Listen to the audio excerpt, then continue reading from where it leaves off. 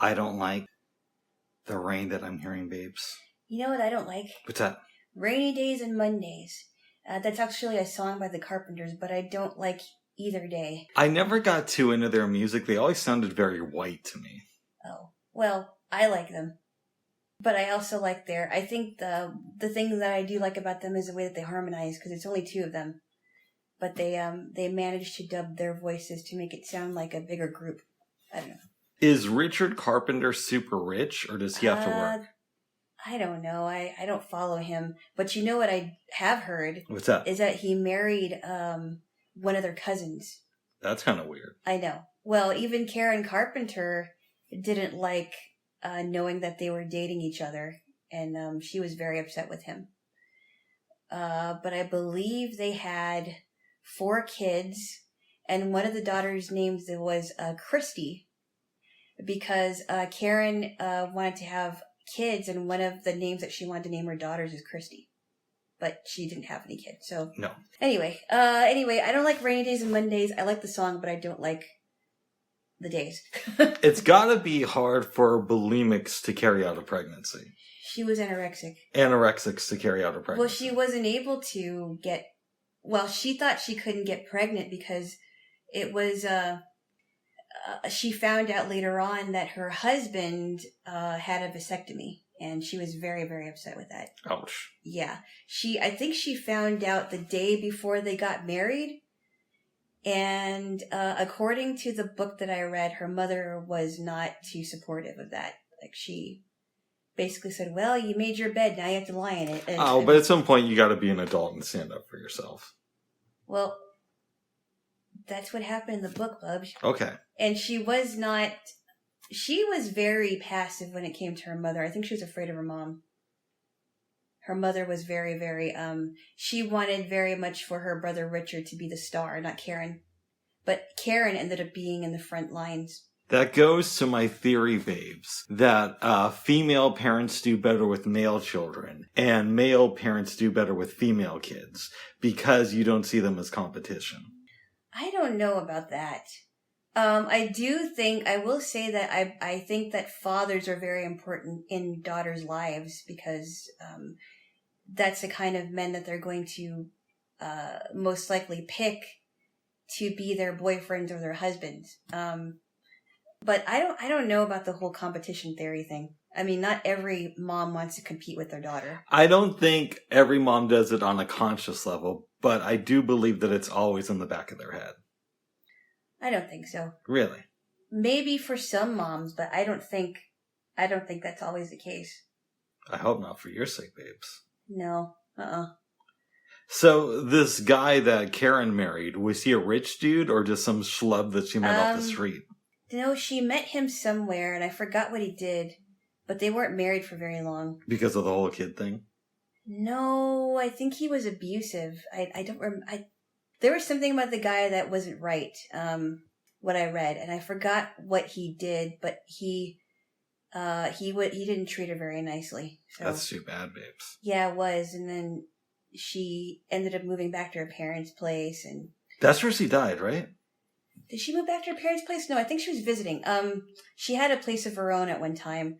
Yeah, she moved back to her parent, or she was staying with her parents at one night that she went to sleep, and then she woke up and was starting to get moving, but she died on the floor of her bedroom. That sucks. It is, but that's, her heart stopped.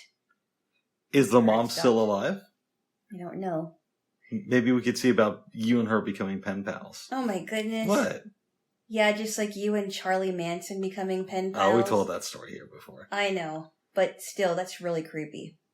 No, I don't think I want to become Agnes Carpenter's pen pal. I think she might be dead already. I don't know. Oh, wow. Yeah, I read this book a few years ago. I'm not really that interested in the Carpenters, but I like that you're willing to talk about them with me. Yeah. I grew up listening to their music. I have an eclectic taste in music, mm-hmm. and I liked how they sounded. I didn't think they sounded too white bread. And that's only because I know that one hit they have. What? Why do birds suddenly appear? Oh, Close to You? Oh, Yes. They have more stuff than that. Really? Of course. I mean, I imagine they must have. Oh, they were very popular in the 70s Mm. and 80s, but in fact, Olivia Newton-John was friends with Karen Carpenter at one time. Oh, that's interesting. Yeah, because they were on a show together, and they were talking about their experience on a boat, and Karen Carpenter got seasick, and so that was kind of funny, but no, they were friends. They were really good friends. Nice. Yeah. Yes. Yeah, and then there were people that were talking about the one album that she recorded by herself. And there were some songs that were in there that were slightly suggestive. Don't Eat That was one of the big hits from that album. No. Tell me more about this. Oh, no, there's just an album that she made by herself, and Richard, of course, was not very happy because they were always the Carpenters, and you know, and on the cover she was looking really pretty, and you know, apparently I heard she was pretty already, but she looked like more of a woman on the cover, and she was really proud of the work, but I don't think the album was ever released. Oh, that sucks. I know. Wow. Yeah, and some of the songs, you know, would not have been on the Carpenters album, but yeah, it's too bad. It's too bad that she wasn't just seeking her mom's approval, but she was seeking her brother's approval. Mm-hmm. But she apparently got along really with her dad. That's good. Yeah. You just made me think about Stevie Nicks. Apparently, when she started doing her solo projects, Fleetwood Mac was very upset. Really? Yeah, because they thought, well, if it's not a success, then it's going to reflect badly on the band. And if she does have some hit songs, then she'll probably want to leave the group, and that'll be bad for us. Wow. Yeah. Meanwhile, she stayed with the band despite having some hits. Yeah, I think you're right? She stayed with the band even after she made hits. But she wanted to leave Fleetwood Mac, though. We've talked about this, right? I think so. To join Tom Petty's band. Oh, yeah, right. She wanted to be part of the Heartbreakers. Right. I remember you telling me that. And she was with Lindsey Buckingham for years and years. And now he got kicked out of the band. Wow. Well, a few years ago now, but still. Wow. That's pretty bad if you've been with a band for years and then they just now kick you out after years with them. He must have done something wrong. Yeah. Well, they kicked somebody out of the Eagles, too. They've kicked a bunch of people out of that band. Randy, what's his name, was kicked out. Who else was kicked out? Oh, I couldn't even tell you, but I know that several people have left the Eagles over the years. Not Joe. I know Joe Walsh was not, right? I think he's still involved with them. And Glenn Fry, of course, was the one who started it. That's possible. I saw a documentary on them a while ago, and I don't remember every detail about it. Wow. Yeah. But they made some good music, babes. Yes, they did. They have a string of hits. Mm-hmm. And the Eagles, I think I may have mentioned here, used to be the Stone Ponies. You have mentioned that there. Yeah. But I'm so happy for you. But they knew Linda Ronstadt. That's right, who helped form them. Yeah, poor Linda Ronstadt. She can't sing anymore. I know. I think about people like her and Joni Mitchell. And I don't know. Have you heard the latest on Joni Mitchell? I don't know what happened to her. I heard that she was in a coma at one time. I think she had an aneurysm. Oh, that's a while ago, and that's what caused her issues. But I don't know the specifics about her. Yeah, because I heard she was very, very vibrant back then. I really don't know her music that well, babes. Oh, maybe we should listen to her sometime. I don't know a lot of her stuff either. I've only heard, the hits, but I don't know a lot of her stuff. And I heard she's got a lot of good stuff. Nice. My friend is really into her music. Okay. But I don't know her music well enough to say that I really like it. Well, good. Yeah, good. Yeah. Well, I'm happy for you, Jaylo. Yes, bye. Yes, Jaylo. Yes. I had trouble sleeping last night, as you know. Uh-huh. I kept getting up. I was having some indigestion issues. It's not my fault. No. I don't know when I went to sleep. I think I might have gone to sleep after 1. And then I woke up, and before I knew it, it was close to 8:30. I'm like, oh no. Okay. Oh, so you were already kind of up. I'm going to lie down here. When I... Well, don't go to sleep. No, I'm not going to do that, babes. When I kind of tapped you on the shoulder. Yeah, I was kind of up. I was like, okay, is it... I wasn't sure what time it was, because at one time I think I woke up at 6. Mm-hmm. And I was like, oh, what time is it now? I'm like, oh, maybe I'll sleep for another hour. And then before I knew it, it was already 8. I'm like, oh, 7:30, 8 o'clock. Yeah. There. I'm like, oh. And then we heard a bunch of fire engines. I know. It's terrible. I'm hoping that they got the fire out. If it was a big one, because it was like more than one fire engine. I think it was like 5. Wow. So I don't know what's going on, babes. Wow. I know. Yeah. Well, I guess it's a good day to rain. That's true. Because if the rain is close to the fire, it'll help douse the fire and get that all cleared out. Let's hope so, Jaylo. I know. I know what you're I sometimes I hear fire engines and ambulances because there's a building that's not too far from me, and there's like older people in the building, in that building.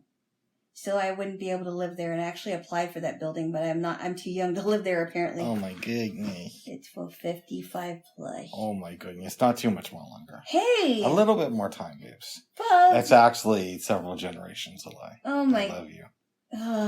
Give me a kiss. No. Yeah. Mm. Yeah, give me a kiss. You. I love you, babes. I had a thought this morning, babes. What's that?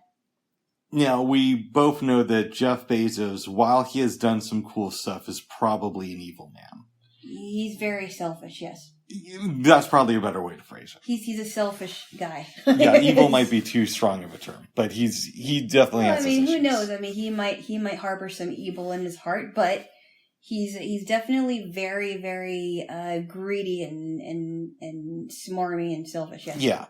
So rumor has it, and who knows whether this is true or not, that he makes $250 million a day through all of his investments and whatnot. Right.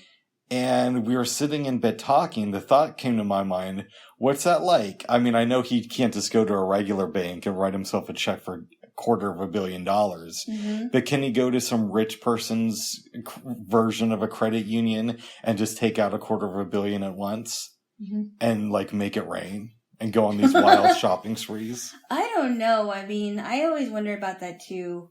I don't keep up with Jeff Bezos, but I wonder, like, well, what do they do with the extra money they have? Because if they're able to buy like expensive mansions, which they really don't need, but if they're able to buy those kinds of houses and cars, what is the rest of the money left for?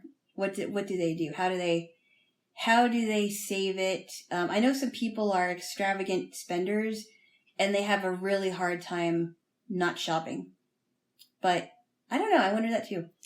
His ex-wife apparently recently married a history teacher. That's got to be strange. That's got to be strange. Yeah. Going from, teaching kids, and then your wife is worth tens of billions of dollars. Well, I don't know.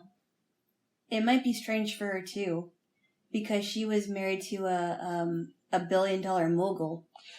I think, and again, how much of this is true, I don't know, but I've heard that in their settlements, she got something like $70 billion. That's still a lot. That's a lot of money. That's more than what husbands and wives get when they divorce. Well, yes, babes. That's a lot more. It's like the biggest known divorce settlement. Bubs, I'm just saying. Yes.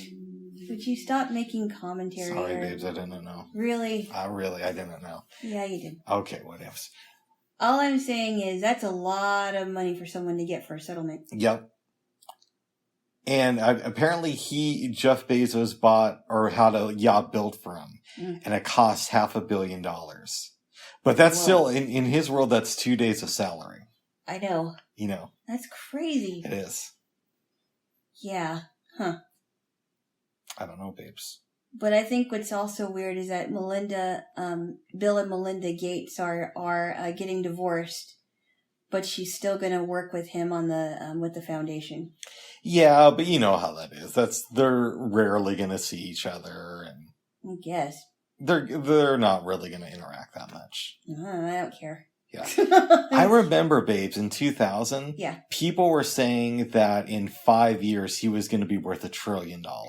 Bill Gates? Yeah. And I don't think he ever got that high. I don't think he might be like 80 or $100 billion, but he never made the $1 trillion club. That's still a lot. Yeah. Wow. Okay. I would love to have that, $1 trillion. I don't know what I would be. I don't know what I would do with that money. I really don't.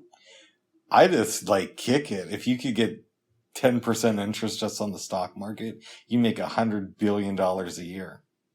You could just live off the interest, babes. You wouldn't even have to touch. I wouldn't have to work. Yeah. Well, I'd send you to the coal mines. Coal mines. Yeah, but I'd enjoy life. You would send me to the coal mines. It's a dangerous job. Well, that is a dangerous job. You may not ever see me again. You would become Daredevil Jaylo. No, only for 3 days out of the week. And I think the rest of the time. I don't know if there's any women who actually go down. There must be, right? I don't think nearly as many as men. That is such a dangerous job. You would be the first blind coal miner. No thanks. I think you would be. No. Yeah. That's what I would do if I had $1 trillion. I'd send you to the coal mines 3 days a week. The other time we'd party. And then I'd just chill out the 3 days that I'd be alone. No thanks. Oh. Well, good. No, thank you. I do think, babes, I don't know about this, but the women of the super rich, like Bill Gates's wife Melinda and Jeff Bezos' ex, wife, yeah. I wonder if they're more charitable than their husbands. They might be. Yeah. I think that, as you know, women are in tune with their emotions. Yes. And I think you could be right about that. I think that a lot of women donate to charities. There are men that are very, very generous and charitable that have charities. But I think you're right. I think the women, the wives or ex-wives of the rich, probably are more charitable. You know what I'm just thinking about would be an interesting contest, babes? What? I don't know. Supposedly, Jeff Bezos has stepped down from the day-to-day operation of Amazon. Uh-huh. But, I mean, why does he need to work? But if he wanted to do something really weird, mm-hmm. he should have a contest. Anybody who becomes a Prime member within the next 3 months and who buys $100 worth of products is automatically entered to win $5 billion from him. Because that's 2 weeks of work? Maybe, no. 2 weeks of work for him? Maybe 3 weeks of work for him. Whoa. Yeah. Well. Is that right? No, that's, it's something like that. Still a lot. Yeah. It's a lot for your average layperson. But it would be a contest that would inspire a lot of buying on Amazon. I don't know. You'd probably never do that. Well, it's a good possibility. Yeah. But I don't know if that could happen. A lot of people have this theory that while it's nice to say Jeff Bezos is the richest man in the world, it's probably somebody who we don't even know. Well, at one point, Warren Buffett was one of the richest men in the world. He's still up there. Yeah. But I heard that he's very generous.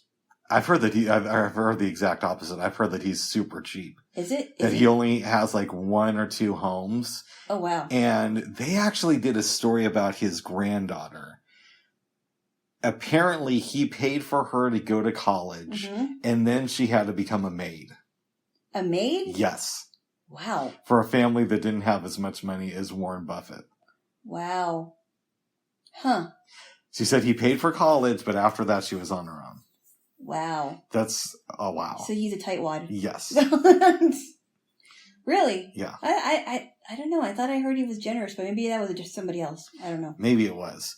Apparently he's one of these guys who eats at McDonald's a lot. I just cannot imagine that. No. I would figure that, once a week he'd go out for a steak dinner or something. Or something like that. Or a lobster or whatever he likes to eat, but not... Wow. Oh, but getting back to my original question. All right. Or not my original one, but do you think that there are some super rich people out there who are maybe even trillionaires, but pay the media so that nobody reports on how much money they have? Well, I don't know. That could be true. That could not be true. I have no idea. I think, babes, if I was super rich, I wouldn't want people to know how much money I had. I would probably... they would probably be hitting you up, no problem. Yeah, I would probably pay an organization like Forbes magazine to say, oh, he only has like $1 billion or whatever it is, Yes. and make it seem like I'm a bad investor so that nobody would pay attention to me. Yes. I don't know. It's possible, but I kind of like that I have, that I'm not rich at all, because I just don't think I'd know what to do with it. I really don't. Oh, if I was rich, babes, I'd have a blast. Oh. Like, I was joking earlier about sending you to the coal mines. Thank you. You would probably never see me again. Really? Yeah. Oh. Well, it's hard for someone to get, if something happens in there, it's not easy for someone to go down there and rescue somebody. Yeah. But if I was like super rich, we're talking Bezos rich, right? Mm-hmm. I would have so much fun. I'd probably be dead within a year. Like, what do you mean by fun? What would you do? I'd have at least one private jet. I would have multiple homes. Maybe I wouldn't be dead within a year. That's an exaggeration. But I take all these cool trips with my friends. I would also help shape the tone of this country. So when you have that much money, you can basically buy off any politician that you want and get any bill passed that you want. So I would get things legalized, and I'm not just talking about drugs, but I change the course of this country. I basically decide who the next president would be. I do crazy stuff like that. That is probably a good thing that you're not rich. Oh. Because I think you turn into a monster. Really? Yes. I'd choose the president. And then it had to leave you. Oh. I would. Like, people always talk about houses, but I would choose the next president if I had that much money. No. That's not going to happen. What do you mean? Well, I don't have that much money. I know, but I don't. No.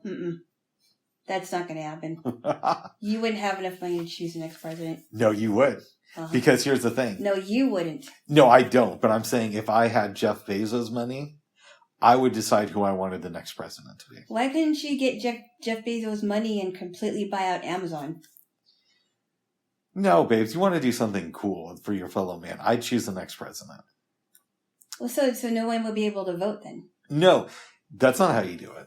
What you do is, first of all, if you're that rich, you also have a ton of wealthy friends. Like, I'm sure Jeff Bezos is, I don't know if he's good friends, but he's definitely friendly with Bill Gates, Mark Zuckerberg, these types of folks. Mm-hmm. I would get all my good rich buddies in a room and I'd say, what are some issues we agree on? Who do we want the next president to be? And then, I've heard Jeff Bezos wasn't a Trump fan, so he was more of a Democrat. But he probably didn't even think of the fact that he could do something like this because he was busy running Amazon. Then I would contact the Democratic Party and I would, first what I would do is I would fund local elections for politicians who support my causes. And I say, for this, not only am I giving you money, but we got Mark Zuckerberg, we got Bill Gates, we have all these other people, we have the founders of Google.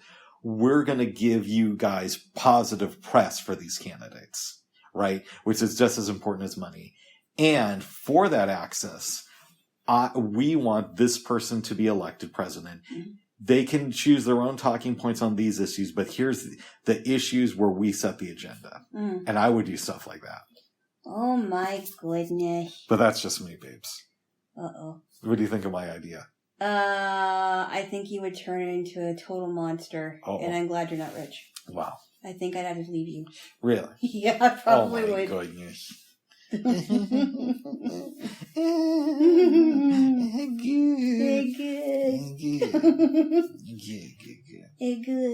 Yes. But anyway, it's rainy and dreary right now here. I know.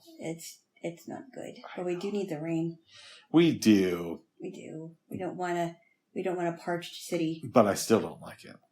No, I never liked it. Even in Hawaii, I never liked it. Hawaii's different though. You have that warm, muggy rain. It's not all. I don't like the warm, muggy rain. I don't either. That's what I'm saying. It's different. It is different, but when the rain does come down, it's like, don't like it. No. Anyway. It's not good, babes. Not good at all. I'm still thinking about taking the bus home, though. Oh, really? Yeah, because it saves money. Yeah, but no. It's so soggy outside. I'm really thinking about babes. I don't know if I'm going to do it. Part of me really wants a stand mixer. All right, stand mixer. I already have a couple hand mixers. Oh, okay. I personally don't think you should get it unless you know that you have room for it and that you really, need it. I can make my own pasta. You have to buy a special attachment for that. Yeah. But I have a couple friends who have them and say that it really takes up their cooking game. Yeah. Well, how big are these stand mixers?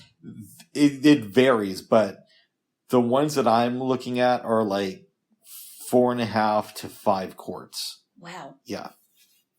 Well, I think I'd think about it first. Oh. I've been thinking about it. Oh.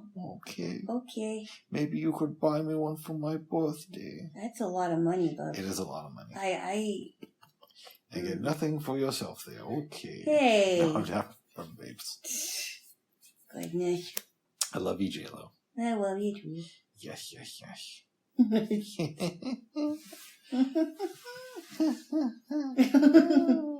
Oh my. Yesterday was Halloween. Yes, it was. And I'm not a holiday person in general. I've become more of one since we've started dating. Mm-hmm. But you don't celebrate Halloween. No, I don't. There were some fun things I did in the past for Halloween, like or around Halloween, where I've gone to amusement parks and with friends and gone on rides because they were open during that season. But yeah, I don't. I think the last time I really celebrated it was when I was 23, and that was with my ex at the time. And that was a weird time for me too, but I can't believe I did that. It was just such an odd time for me. Yeah, and especially in this day and age, it seems a little bit weird to send kids out to meet strangers and get food from them. Yeah, but that's the kind of stuff that I did when I was a kid. I mean... But I'm saying society has kind of changed. Yeah, well, they've been doing that for years, though, Bubs. But what I'm saying, babes, is society is changing, and now it feels kind of like a weird thing to send little kids out there. Like by themselves? What are you talking about? I'm saying it's a little bit weird, babes, to send kids to knock on strangers' doors and ask for food. Right. But they do it. What I'm saying, babes, is that people are doing it less, and it's a kind of a weird thing. How do you know they're doing it less? No, I'm serious, because I'm not understanding what you're talking about. The kids aren't trick-or-treating like they did when we were kids. They're just not. Oh, really? And you know that how? You really think that the same amount of kids are trick-or-treating as they did back in the 90s, early 90s when we were doing it on the Well, I mean, just because they don't come to my building or whatever, it doesn't mean that they're not doing it. I'm just saying that I know we're kind of out of the loop, but that doesn't mean that they're not doing it. Because some families are dressing their kids up. Yeah, but they're not going to strangers' places. But I'm just asking, how do you know that? Do you really know that? I really know that. No, you don't. In my heart, I know that. No, you don't. You're just assuming that they I don't think do this that. is one of those situations, babes, where you're just trying to be a contrarian. No, I'm and pretend not. like what I'm saying is incorrect. No, I'm not. I'm just saying, I mean, how do you really, I mean, is there hard evidence to support your claim that kids are not trick-or-treating as much? You don't know that. Did I do research before we started recording? No. See? Exactly. Something tells me. No hard evidence. That it's not as popular as it was back then. No hard evidence. Oh my goodness. Well, not that I care. I mean, but I don't think that there's hard evidence to support your claim. Did your nieces and nephews go trick-or-treating last night? They don't celebrate Halloween. Mm-hmm. They're one of the families I know that do not celebrate Halloween. Now, other kids, so I think within the last, what was that? Might have been a couple, 2-3 years, which I was very surprised that there were kids that came to my, the house I was living in, which I thought was kind of strange because as far as I knew, the people I was, living with did not pass out candy or what have you. So I don't know. I don't think my sister takes my nephew to different people's houses on Halloween. She may not. I don't think she does. Huh. Well, did you even ask her? No. Oh. I was going to, but then I was like, oh, no, I don't need to know that. I'll just mouth off on my podcast about how it's... Well, I mean, if he wants to tell you about it, he will. I'm sure. I doubt that there's this burning desire in my nephew to tell me about trick-or-treating. Well, if not, if he isn't going trick-or-treating, then he'll be on his iPad. Okay. I don't know. Yeah, exactly. Most kids are playing on their iPad. He's very into his iPad, so it's possible that they're not. But I do remember there was one Halloween where, I don't think I mentioned it here, I went to the store and I came back just in time because it was raining. And I thought, oh, well, if anyone's out for Halloween, if anyone is out anywhere for Halloween, they're probably not going to be out very long because it's raining really hard. Yeah. So, anyway, I don't celebrate Halloween. I just get the candy for myself and you. And But apparently, all the other kids besides the ones that we know went trick-or-treating last night. I guess, yes. That's Alana's theory. That is. Yes. None of the kids in our life would go trick-or-treating, but all the other kids were out last night. Now give me a kiss. Oh my goodness, why? Because I love you and I speak truth to power. No, you don't. Yeah, I know. Give me a kiss. No. Yeah. Why? Because you want to. I do? Yeah. Did I say? Yes, you did. I did? When? Yeah. Just a minute ago. Now give me a kiss. Okay. No extra noises. It's very distracting. Not for me, babes. Oh, chico. Anywho. No Halloween party. No, you wouldn't even go to a Halloween party, would you? I never been to one. Really? I'm trying to remember if I did. No, I've never been to like a costume party. I know people have costume parties without it being Halloween. Wow. But I've never been to one. I've been to a few. Now, some people have what they call harvest parties, which have nothing to do with Halloween, but they have to do with the fall. Mm-hmm. So they have like games like bobbing for apples and some other things. And there are churches I've heard that have harvest parties, but I've never been to one either. Wow. I heard they're really fun, but it has everything to do with the fall and nothing about Halloween. So you don't celebrate Halloween because of the whole Christian thing? I think it's a pagan holiday, and if I'm not a pagan, why would I celebrate it? But yeah, well, maybe I shouldn't phrase it like that. I don't celebrate it anymore because I know what it's about now. And had I known about it when I was a kid, I would not have celebrated it. Okay. Bald God Day is coming up in a month and a half, otherwise known as Christmas. Otherwise known as Rick's birthday. Yes. Mm-hmm. And around that time of year, there are these weird rituals. I know you've done it in the past. Yeah. But if you were under the mistletoe with somebody, assuming that we weren't together, would you kiss them? Not someone I didn't like. Okay. I've never been kissed under mistletoe either. Okay, but you know that's like yes, it is a tradition. Way to worship a fertility god in the pagan religion. I did not know that, but I've never been under mistletoe with anybody. Right, but you do know that the holiday of Christian has a lot of paganism. Of Christmas? Yeah. Yeah, I've heard rumors about that. I don't know. I mean, but there's more stuff about Halloween that's more pagan than Christmas. So I just don't celebrate Halloween because I think holidays are bullshit. But mm-hmm. Oh, tickle. Tickle. Okay, tickle twoosh. I love you, babes. Getting a little bit intense there. Bye-bye. Had to wake you up there. Oh my God, I was already awake. But... No, I'm not a big Halloween person. I never really... I mean, when I was a kid, it seemed fun because a lot of the kids were doing it, but I was never into Halloween. I never liked scary music. I never liked... The dressing up was fun. I never really dressed up as anything scary. The dressing up was fun, but I think the only thing I liked about it was dressing up in candy, but I never really did really scary stuff. Would it shock you to learn that when I was 8, I went out as the devil? No, it wouldn't. It wasn't even my choice.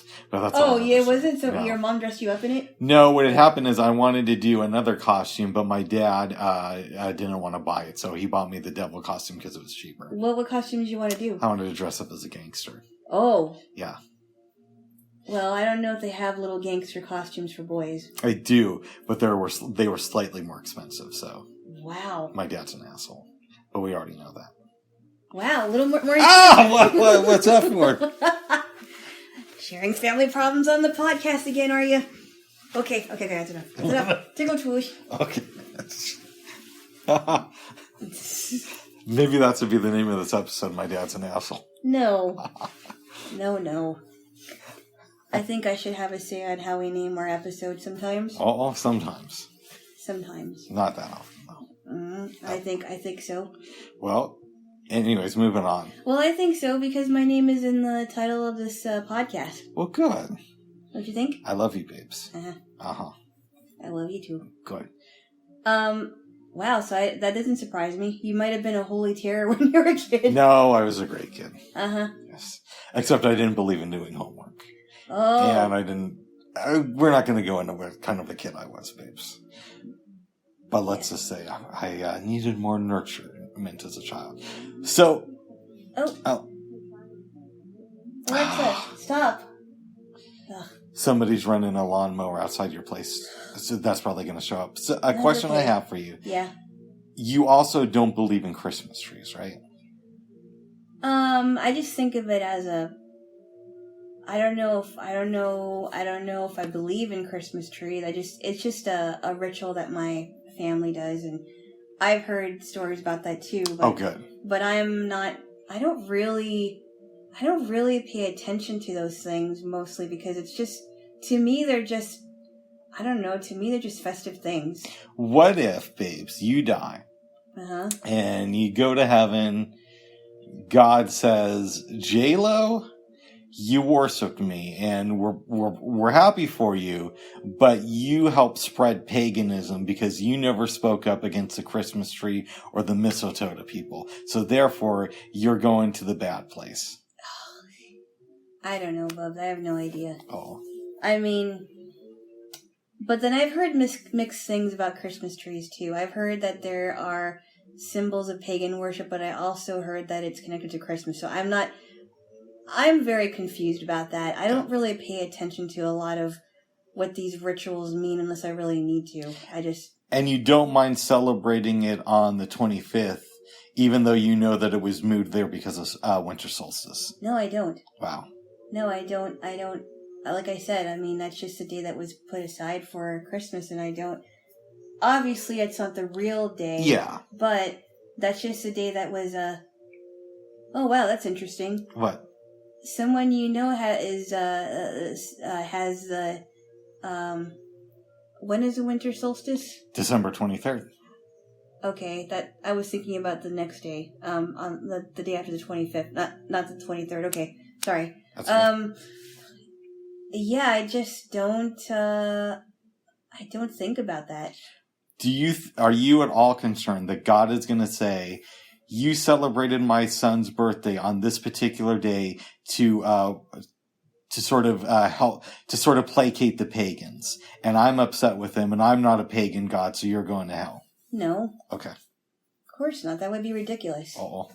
Now, what he's going to hold me account for, that's between him and me. But that's right. But you should share it here.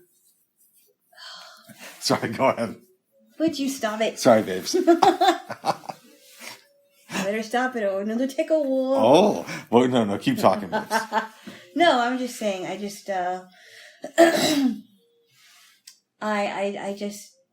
don't know. I just don't.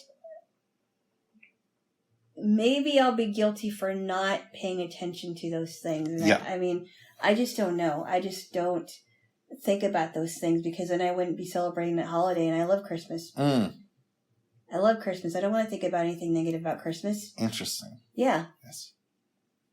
Exactly. Well, good, Jaylo.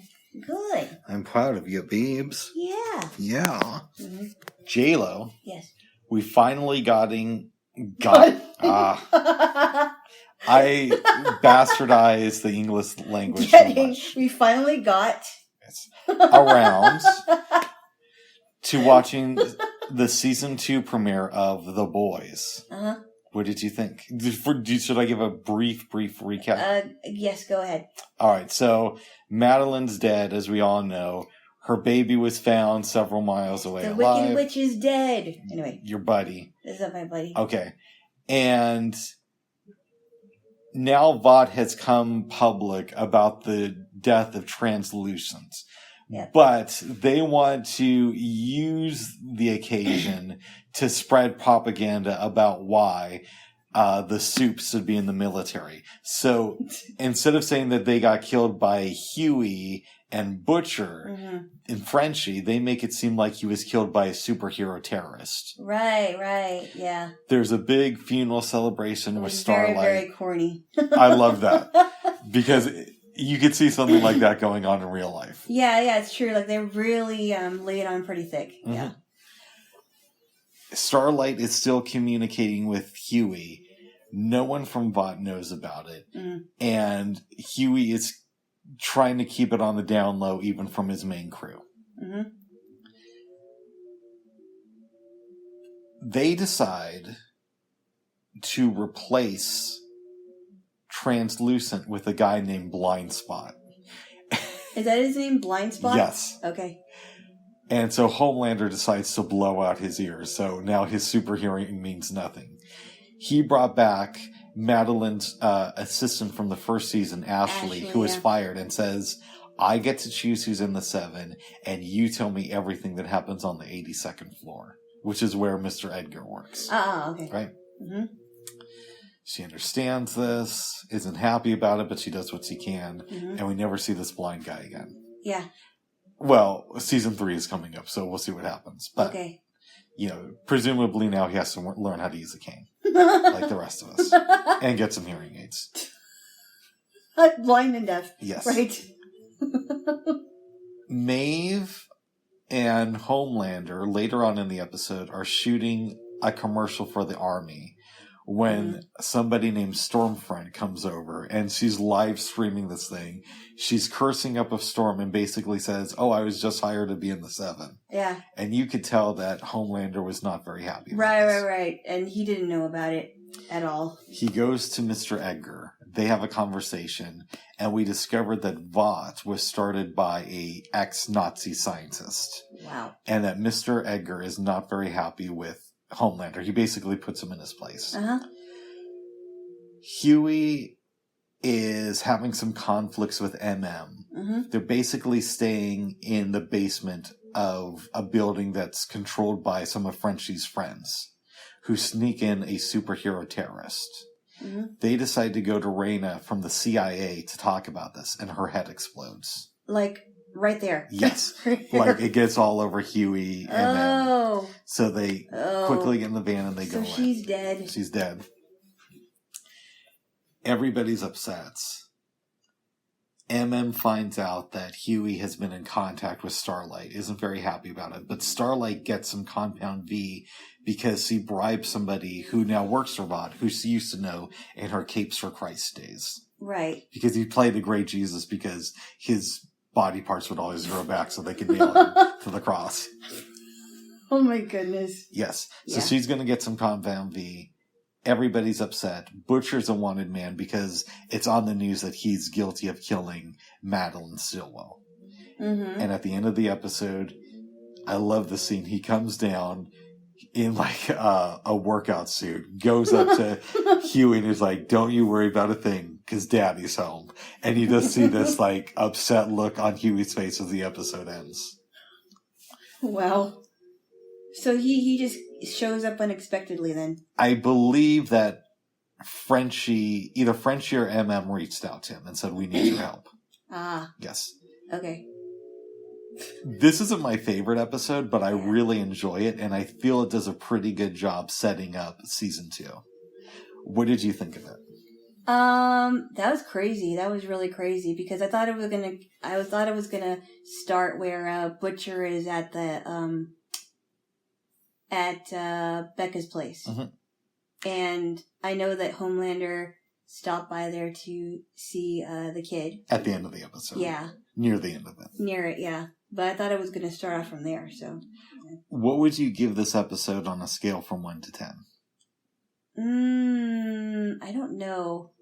Maybe because it was kind of confusing, but I guess I would give it maybe a 7. That's fair. Just because there was a lot of parts that I'm like, huh? All right. Oh, I almost forgot the thing with the Deep. Yeah. He is arrested, and basically another superhero and his therapist try to recruit him to join their version of the Church of Scientology. Oh, wow. That sounds creepy. Yeah. And somehow the guy that got him out of prison, they got him to his house? Deep went over to his place because the guy had plenty of Fresca. Okay. Which I love how the guy just asked, "Would you like a Fresca?" The lady did. No, but the guy who got Deep out of prison also offered him one. Yeah. And Deep slept on the guy's couch, woke up, there's a lady there the next morning, and they basically say, "If you work with us, we might be able to get you back into the 7." Mm-hmm. What did you think about that? That was very strange. Mm. And I thought that I thought it was interesting that his ears might have perked up when she's like, "To get you back in the 7. Yes. We think we can help you. We think we can help you." And I'm like, okay. And I thought maybe that, that lady was his wife. Was the guy's wife. No. Okay. What does the Deep teach us about the road to redemption?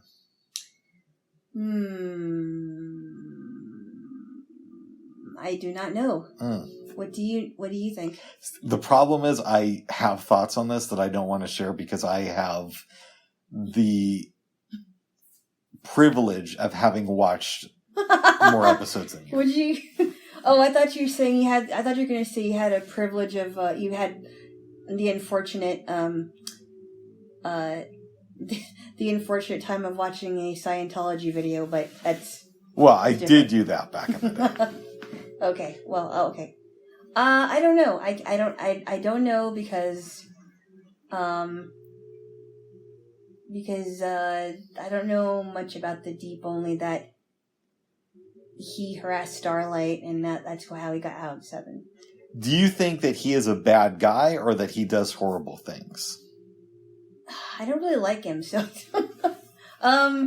maybe he's not really a bad guy, but he did horrible things because of Vought. I don't know. He doesn't seem like... I kind of think he's almost like Homelander, except Homelander's much worse. I think Homelander has more power, so he can get away with more. Right. But Deep doesn't have as much power as him, so he can't really get away with a lot. But I don't... Or maybe he really is a bad guy.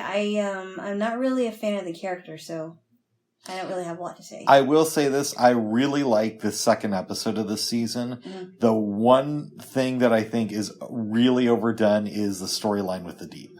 Okay. In the next episode. Okay. I find his storyline in the next episode to be kind of unbelievable.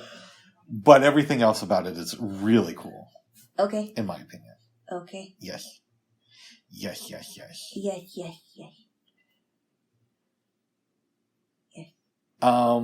Frenchie and Kimoko are, I don't know if you'd call them an item. Yeah. But there's something there. Yeah. even though they don't speak the same language, really. Yeah.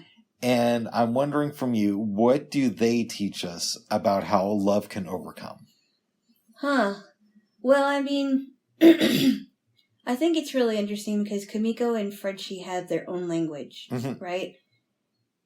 She, because he said, I'm drawn, or she's drawn to me, I'm drawn to her, whatever he said. And I understand what she's saying. Even though I speak French and she doesn't speak anything, or she hasn't spoken it at all. Yeah, I mean, after all that happened, and she's done some killing herself, right? She's done some attacking. She's done some damage. She's done a lot of damage, and she's helped him out, and she's helped Huey out. So, yeah, it's possible that their relationship, whatever you would call it, might be able to stand the test of time. I don't know. We'll have to see. Do you think that Frenchie is a hopeless romantic? Possibly. I honestly think that Frenchie does have a heart. Yes. I mean, yeah, he's been involved in some shady things, but I really do think he cares. I agree with you. I really do think he cares. I don't think he wants to do anything wrong to people. I think he just cares. He has an odd way of showing it. He does.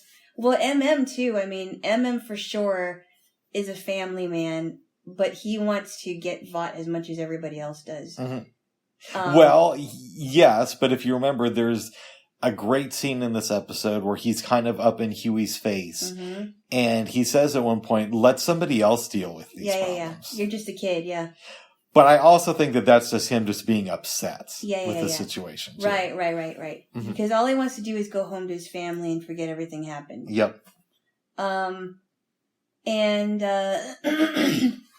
I really do think that Frenchie cares. I also think, I'm still not quite with Butcher, but I also think that because he's so hurt about Becca and what Homelander and Becca, what happened with them, I think he's just so hurt that it's coming out in anger and he doesn't know how to deal with his emotions. I think that's a fair assessment. Even though I'm still not really with Butcher, but... But you're becoming more and more closer to becoming a fan. Not really. Okay, you are. No, I have to like everybody you like. Uh-oh. What did you think of the reenactment they showed of Butcher killing Madeline? That was really funny. Yes. I'm a mother and I have a baby who needs his mother. Shut your trap. That's not what happened. No. And they probably don't show the part where she is killed. It's really funny. That was really corny. And I thought it was even more cornier when Starlight was singing on TV at Translucent's funeral. About how blessed everybody was that he was alive. And then when she's on the red carpet with Homelander, and they're asked by the reporter, how are you guys dealing with it? And she says, well, this one's really stepped up, and he reminded us that we're a family.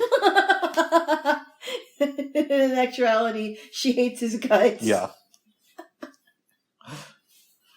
And I thought it was kind of corny that they were holding hands, and I'm like, why are they doing that? And you're like, oh, they're just keeping up appearances. I said, okay. It's a small thing, but I like, after Homelander drinks some of Madeline's breast milk in the episode. So gross. Okay. Ashley comes in and she's redoing The Office, and she's like, oh yeah, this place, it's like 2003 called, they want their look back. And then Homelander looks at her and he's like, I actually really like this office. And she's like, yeah, I did too.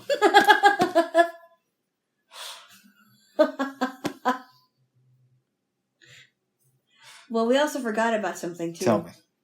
Did we talk about Starlight bribing the guy that lost his limbs? I mentioned that, and he didn't lose his limbs. Or, I'm sorry, he got his limbs chopped off. Yeah, and they grow back. Yeah. Yeah, we mentioned that briefly. Okay. Yes. All right.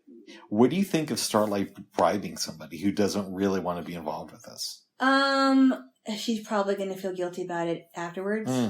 Well, like you said, because I don't know, I'm learning about Starlight, and I know she's got a lot of flaws, but I do like her. Yeah.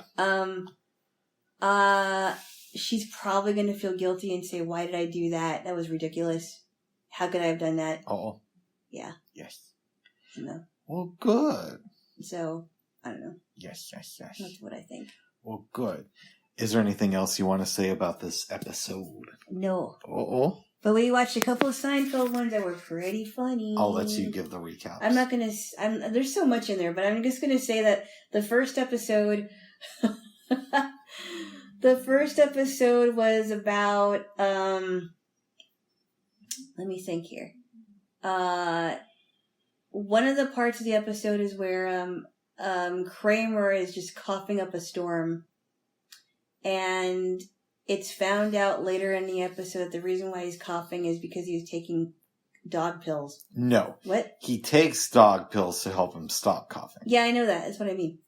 Okay. And he thought that they were pills for humans. He didn't think they were pills for humans. He didn't? No. Oh, okay. I'm sorry. He didn't think they were pills for humans. Excuse me. Maybe you should have told the episode then. Oh. Well, they are very funny.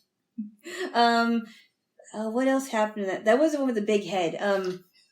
Lady, could you move your head? So little Elaine, more. So Elaine was going out with this guy, and she noticed that her boyfriend had really nice thick hair, and I think he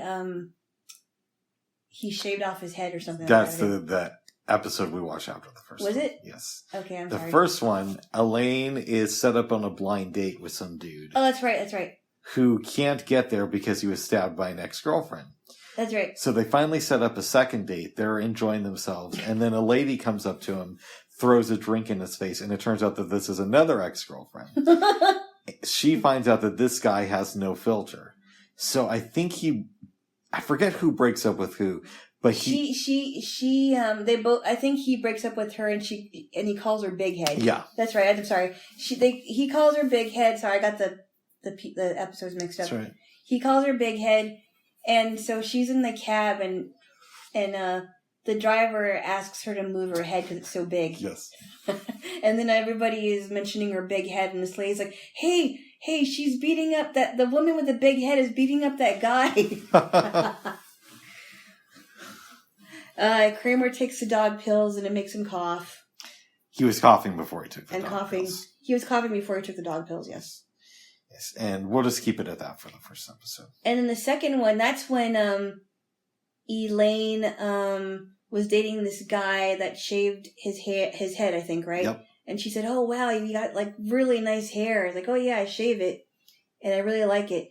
And then in the middle of the episode, she realizes, or he finds out that he's getting bald. He's becoming bald because he tries growing his hair back. Right. This is also the episode where George is dating a convict. Yes. And he loves it because he can't drop in on him. Their dates are short. There's no real competition for him. And then she tells him towards the end of the episode, "Oh, guess what? I'm up for parole." I was like, "Oh, really?" She ends up breaking out of prison. And there's also a cockfight in this. Yes. Kramer is a chicken. Yes. Let's talk about dating convicts for a second. Uh-oh. Why? Well, I have some thoughts on this. All right. I know I've dated women who broke the law before. Uh-oh. But I didn't know it at the time. Uh-oh. You found out afterwards. I'm assuming I have. Oh. But I dated a girl before you, white girl. Uh-huh. You know, you should never date white women. Well, they're not my type. Okay, good. No, there's some cool white women, but that's besides the point. Okay.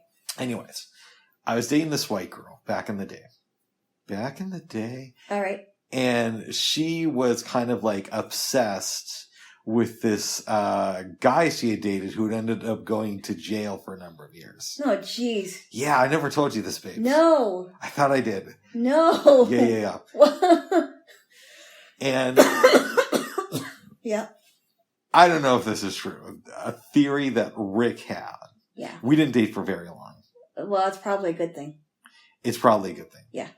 And she was a bit of a weirdo. But anyways. Okay. A theory that Rick has is that one of the reasons that she couldn't commit to anybody else is she was obsessed with the idea of the bad boy.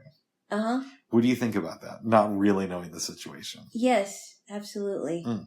But, so I've never, well, I take that back. I found out later after I broke up with this person that they were in prison for attempted murder. Holy shit, you never told me that. No, I know I didn't tell That's you that. way more than what I told you. I know, but I didn't find out until much later. Like, how much is much later? Might have been a few months after I broke up with him, and the only reason, okay, it wasn't that much later, but it was later than when I broke up with him. It wasn't like years later. And I found out about this because my friend was friends with him, and I'm thinking, why would she be friends with this guy if she knows that he was in prison for attempted murder? But I don't think they're friends anymore. You guys didn't date for that long, though? No, only for a week. Oh, that dude, that asshole. Yeah. I don't want to talk about them. And I think he got cancer and died, if I remember right. It's possible he died, yes. Good. I don't have anything to worry about. No, and believe me, you look much better than him. Oh, thank you, DH. I will... No. He was like a troll. Yes. Well, he's dead now, babes. He probably is. I hope so. Yeah, so I didn't know about that history until after I dumped him. Wow. I know. That was crazy. I'm so glad I did that. That is completely insane. That is insane. So the girl I'm telling you about, the white lady who I dated, I think we dated for like 3 months. Uh-huh. Yeah, and she kept bringing up, my ex-living boyfriend from 7 years ago. Why didn't you break up with her then? Well, when I say we were in a relationship and we're dating, a lot of it was sex. Okay, and then a lot of it was probably alcohol too, right? There was definitely. Is that the one I'm thinking about, Bubs? That's probably the one. The one that's too cool for the room. Yes. Oh, that weirdo. Yes. Okay. There was a lot of drinking involved. No, but Bubs, seriously, don't you think that was a red flag when she's like obsessing over someone and you guys are supposed to be together? No. Here's the thing. Okay. There was never any plans to put a ring on it or anything like that. It was mostly just like a sexual thing. But still though. What? You were somewhat attracted to her at one time. She was okay. I've definitely dated better looking women than her. I'm sorry, Bubs. Yeah, and not just you are much better looking than her, but I've dated a lot of other women who were. I appreciate that. But she was good in bed. Oh my goodness. If we're gonna keep it real, she was pretty good in bed. Well, I'm glad she's not in your life anymore. She was the one, babes. When she broke up with me, she still said that I was really good in bed. Bubs, why do we always have to end up talking about your conquests? Not always. Yes, we do. All the time. Not always. Well, with certain women. I'm just saying, babes. That must say something to you, that a woman who is breaking... Okay, all right. All right.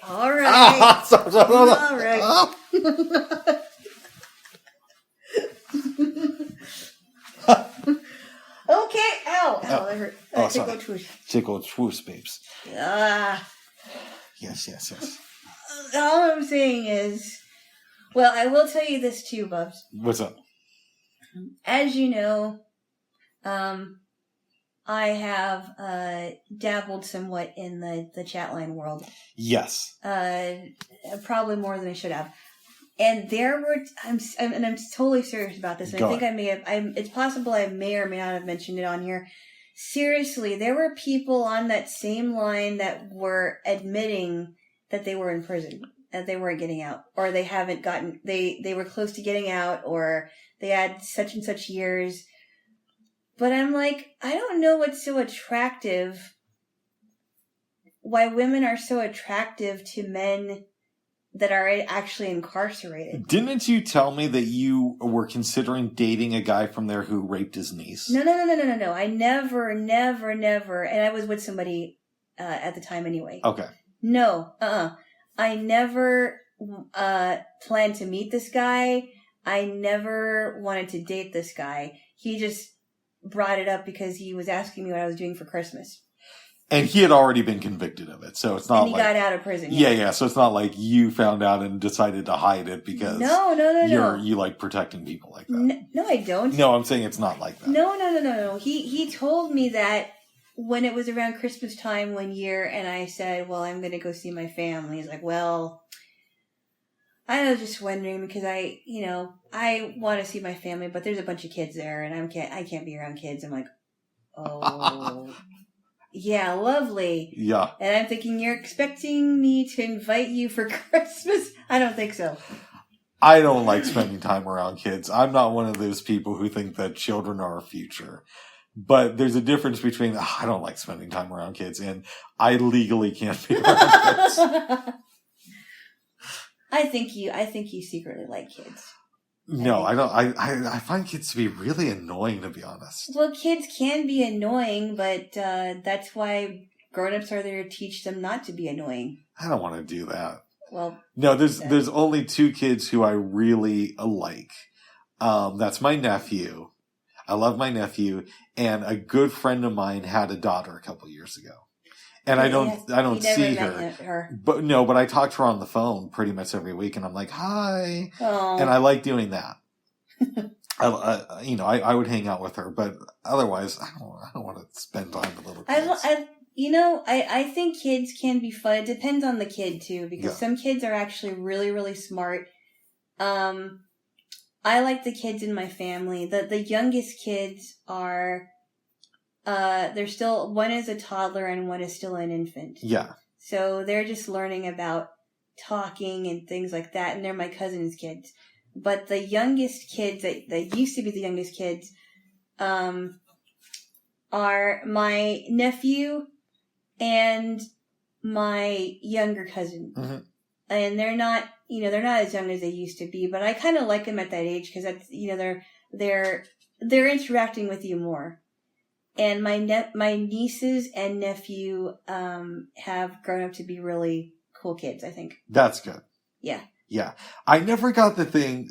I don't know if I've shared this with you. Mm-hmm. Maybe I have. And if I did, I apologize. Mm-hmm. But why some people really, really want to have kids? Because I look at it like this.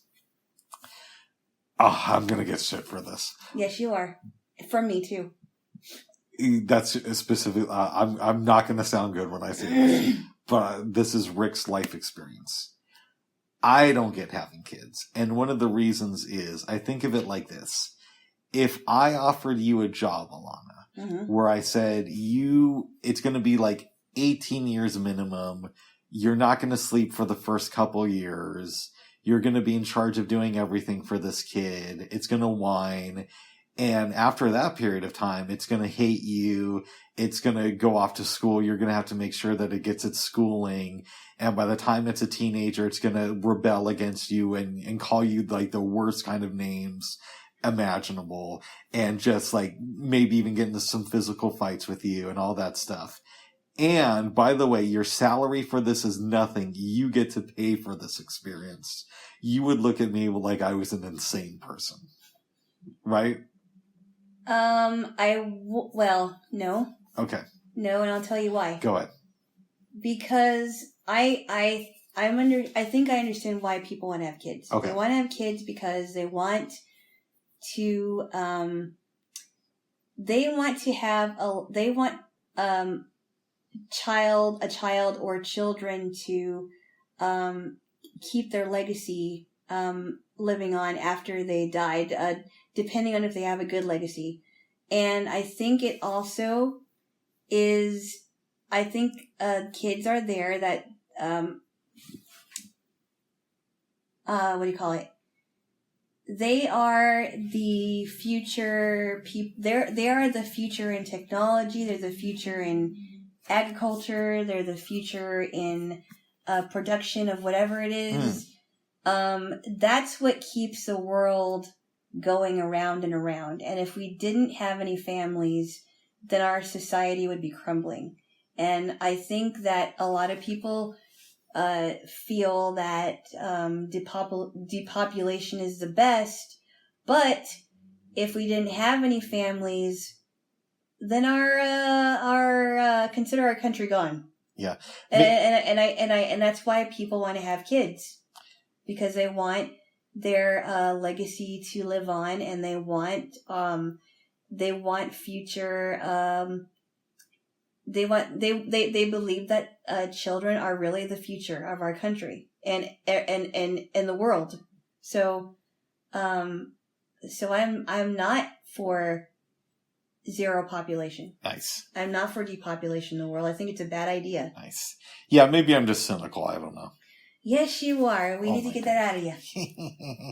Well, you don't want kids either, babes. Well, I mean, I don't want to raise kids for my own reasons. Okay. But that doesn't mean I don't like kids. It's even harder to raise children. And I'm going to be getting to that age where I won't be able to have kids. You could adopt. I could adopt, but I just don't know that kids are in my future right now. Nice. And that could change, but I just don't, I'm trying to, find a way to provide for myself too. Yes. So, but I do want a husband eventually. Nice. Yeah. Good for you there. I mean, I've accepted the fact that if I don't have kids, I do want a husband and maybe a couple of dogs. But when you were in your 20s, you didn't want kids. No. Yeah. You're like, I'll get these fucking kids. I did not say that. Stop. You're putting words in my mouth, Bubs.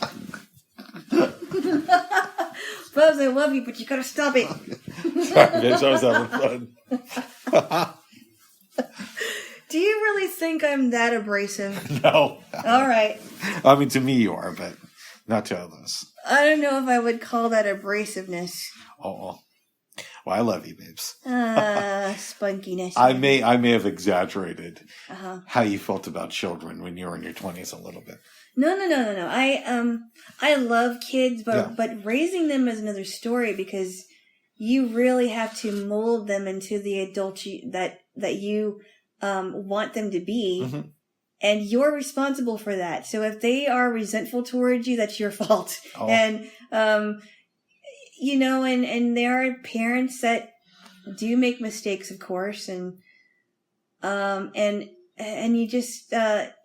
you just wonder about the kids that are so wayward. Sometimes it isn't the parent, sometimes it is the people they hang out with, but yeah, I just I'm getting to the point where I won't be able to have any kids. Oh. And I'm okay with having a husband and maybe a dog or two. Nice. Yeah. At least send I won't have to diaper the dog and send him or her to college. Oh. Well, good. Well, good. Yeah. Well, I'm happy for you, babes. I think. Yes. Yes. Yeah. Yeah, and I don't want kids. But we've established that. Yes. Yes. And I hope nobody listening to this is a parent. No, they probably will be. They probably will. They probably will be. And enjoy your kids. I can't believe it. What? Like, I can't believe this girl's dating this guy. He's so intelligent. No, and well thought out. You are intelligent, but you're not always well thought out. Oh. And you're kind of cynical and depressing. No, I'm just kidding. Not depressing. Cynical and intelligent. Rational. No, irrational is what I think. Well, I love you, babes. Irrational wick. Yes. Oh, it's really good. I might have to get a lift home. Yeah, that's what I'm saying. I don't think you should. I really don't think you should take the bus. Oh, fuck, I might have to do that. All right. Calm down. It's the end of the world. Right. Now, you did tell me if you had kids, you would want them to swim. No, I didn't. Okay. All right. Yeah. Okay, again, you're putting words in my mouth. Sorry, again. Babes, I love you. Again. You be good again. I always am. Again. No. You're a good boy, mostly. Always. Mostly. I'm never not good boy. Mostly. I'm never not good boy. We've already established that. So moving on, babes. Moving on. Yes. What do we do for dinner? We made some really, really yummy tostadas. Oh, did we take a nap yesterday? Yeah, we did. We're going to talk about that. Okay. I mean, I was tired. I was the one that was like, I'm really exhausted. And I was the one who fell asleep. Well, I did too. You told me that you heard me snore. Yeah, but I did go to sleep too. Oh, good. But you were loud enough. Yes. Anyway, that's besides the point. Okay. I was a little bit worried because, when I got my grocery delivery, the person forgot the beans. They got everything else but not the beans. And I've remembered that I put those 2 cans of beans that you checked on in your, Walmart order. Your Walmart order. And, I remembered I put it in another cabinet. I'm like, oh, I found one. And it was like the right size of beans that we needed. Yes. So, we had some salsa and sour cream and the beans and frozen corn that we used. And then, we put the avocado on top of all that and it was really good. I liked it a lot. And then we finished off the red velvet cake, which you so graciously bought. Oh, yes. And the, I think it might have been Moose Tracks ice cream. It was really good. Really good stuff. Oh, yes. I'm glad we're done with that. Yes. It's delicious. And, yeah, it was a really good dinner. And then we watched some very, very interesting movies about race. Yes. Secrets and Lies. It was really good. It was personally my favorite pick of the weekends. Okay. And then we also watched Guess Who's Coming for Dinner? At dinner. Oh, During dinner. Guess who's coming to dinner and During dinner. Stop it! Okay, all right. Bubs! Stop with your innuendos. Sorry. Guess Who's Coming to Dinner? To dinner, yes. Yes. Sorry, babes, I didn't know. What? I love you, babes. I love you. I love you too, Bubs. Good. I had heard about Secrets and Lies when it first came out in 96. Uh-huh. I want to say that it got a Best Picture Oscar nomination that year. Mm-hmm. I know the critics really, really enjoyed it. Mm-hmm. And I was 13 or 14 at the time because my birthday's late in the year. Yeah. I liked some art house films during that time, but I didn't have a strong desire to see it until I got a little bit older. Mm-hmm. I actually have a copy of this movie, but I just never watched it. And I'm really glad we got to experience this movie. Mm-hmm. Now I'm going to give a quick overview, if you don't mind. Yeah, sure. And I'm going to kind of recap things quickly. Yes. Because there's a lot in this movie to take in. Yeah. Uh-huh. Early on, we see a photographer named Morris. Mm-hmm. And he is one of these guys who has his own business. He's not wealthy by any means, but I would say he's comfortably middle class. But he works for a living. He's a hard worker. He has a wife named Monica. Mm-hmm. And they have their issues, but at the end of the day, they're genuinely good people. Yeah. They're in London. I think in the movie they're in London, but it was filmed in Ireland. I think it was. Oh, okay. Yeah. But it's based in London, and they're really good people who are just trying to make it through life. Yeah. Now, Morris had a mom who passed away when he was fairly young. Mm-hmm. His older sister helped to raise him, and her name is? Her name is Cynthia. Cynthia. She's a bit of a basket case. Yeah, she is. She's somebody who had a hard life. And Morris loves his sister, and he knows that she didn't get the love that she deserved. Right. But it's kind of hard for his wife, Monica, to get along with Cynthia. Right. Cynthia has a daughter who is about to turn 21. Her name is? Roxanne.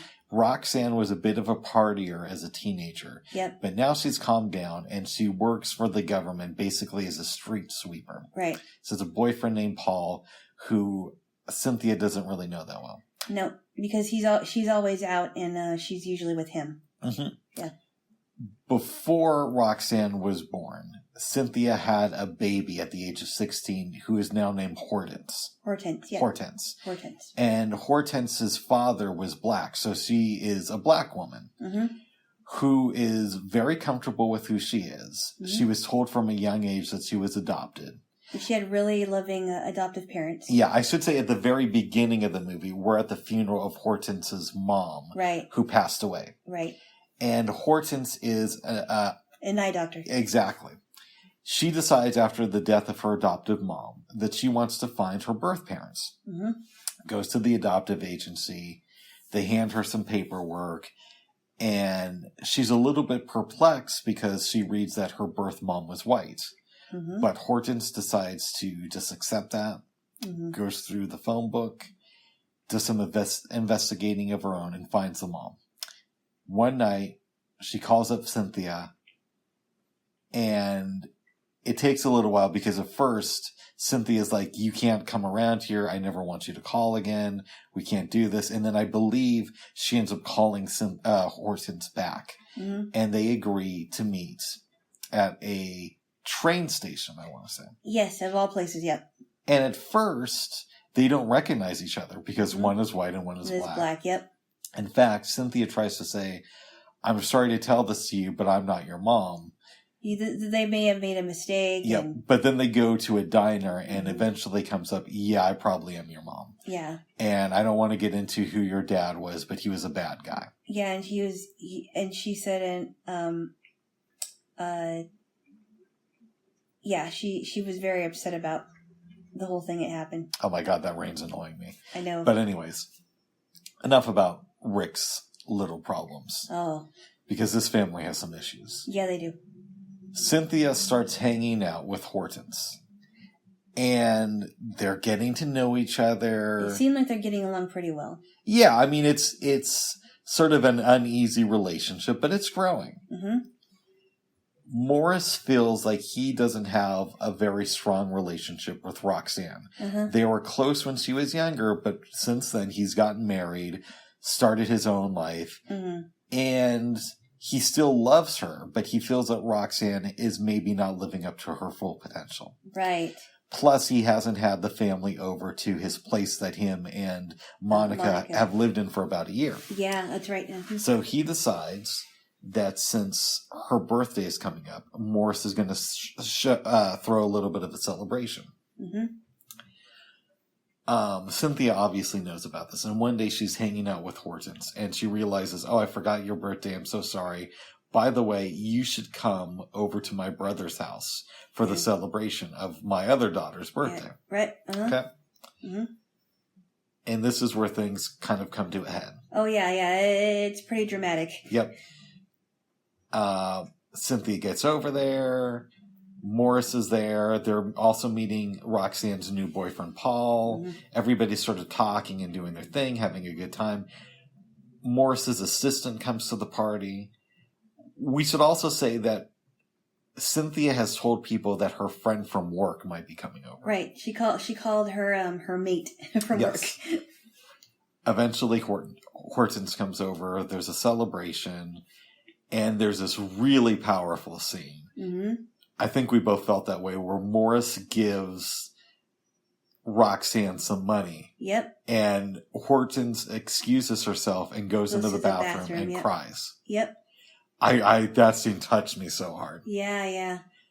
While she's in the bathroom, your girl Cynthia breaks down and says the truth that this is my daughter. And that's your sister Roxanne. Yeah. Now, Morris didn't know that Hortense was the daughter, but he did know, obviously, that Cynthia gave up a baby for adoption. Right. Okay. Mm-hmm. Comes back in the room. Your girl Roxanne leaves the place. Morris goes after her and Paul, and eventually convinces them to come back to the party. Mm-hmm. And then there's this really powerful scene where everybody's talking and airing their grievances, and Monica comes out that she couldn't have any kids, but they've been trying for years. And actually, Morris said that. Morris said that, but it's about Monica. Right. And at one point, Monica, Cynthia, and Hortense are crying. Mm-hmm. The movie kind of ends a little bit later with Hortense talking with Roxanne. And then Cynthia comes into the scene. And then Cynthia, I liked her line when she said, "This is a life, isn't it?" Yeah. Whatever she said, because she has her 2 daughters. Mm-hmm. And we find out that Monica still loves Morris. Yeah, even though she doesn't know how to show it sometimes. He was kind of afraid about that. Yeah. I told you last night I gave this movie an 8. Yeah. After having some time to think about it, I think maybe an 8.5. Wow. It was really good. Yeah. I would still keep that an 8. Okay. Just because of the it was somewhat a little bit confusing in the beginning. Yeah, this is one of those movies that could have gone very, very wrong because they were introducing so many characters. Right. And I also wasn't sure, are they going to be able to wrap this all up? But they did. They brought it all together. Now, it's been 25 years since this movie came out. Uh-huh. And they don't really talk about this film anymore. Mm-hmm. I don't know why. I don't know why either. But when it was released, it did get a fair amount of attention. Hmm.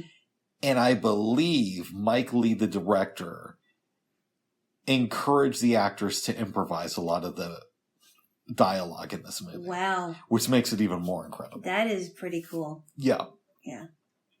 I think this is a really good movie. Mm-hmm. I wish I would have seen it when it first came out. On the other hand, I don't know if I would have been mature enough to get it in the same way that I understood it. Yeah. When we saw it last night. And Hortense she seemed to be the most, of all the characters, she seemed to be the person that was the calmest. Yeah. And she could have been flipped out on Cynthia and said, "I can't believe you abandoned me. How could you do this?" Uh-huh. But she was like, I think to me, she seemed like, okay, I'm gonna sit back and take all this in, and it's gonna be weird, but this is what I want to know, and I want to take the good with the bad and see what happens. Right.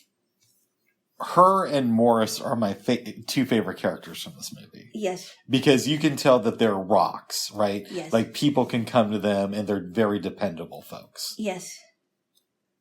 Yes. So let me ask you a couple of questions. Okay.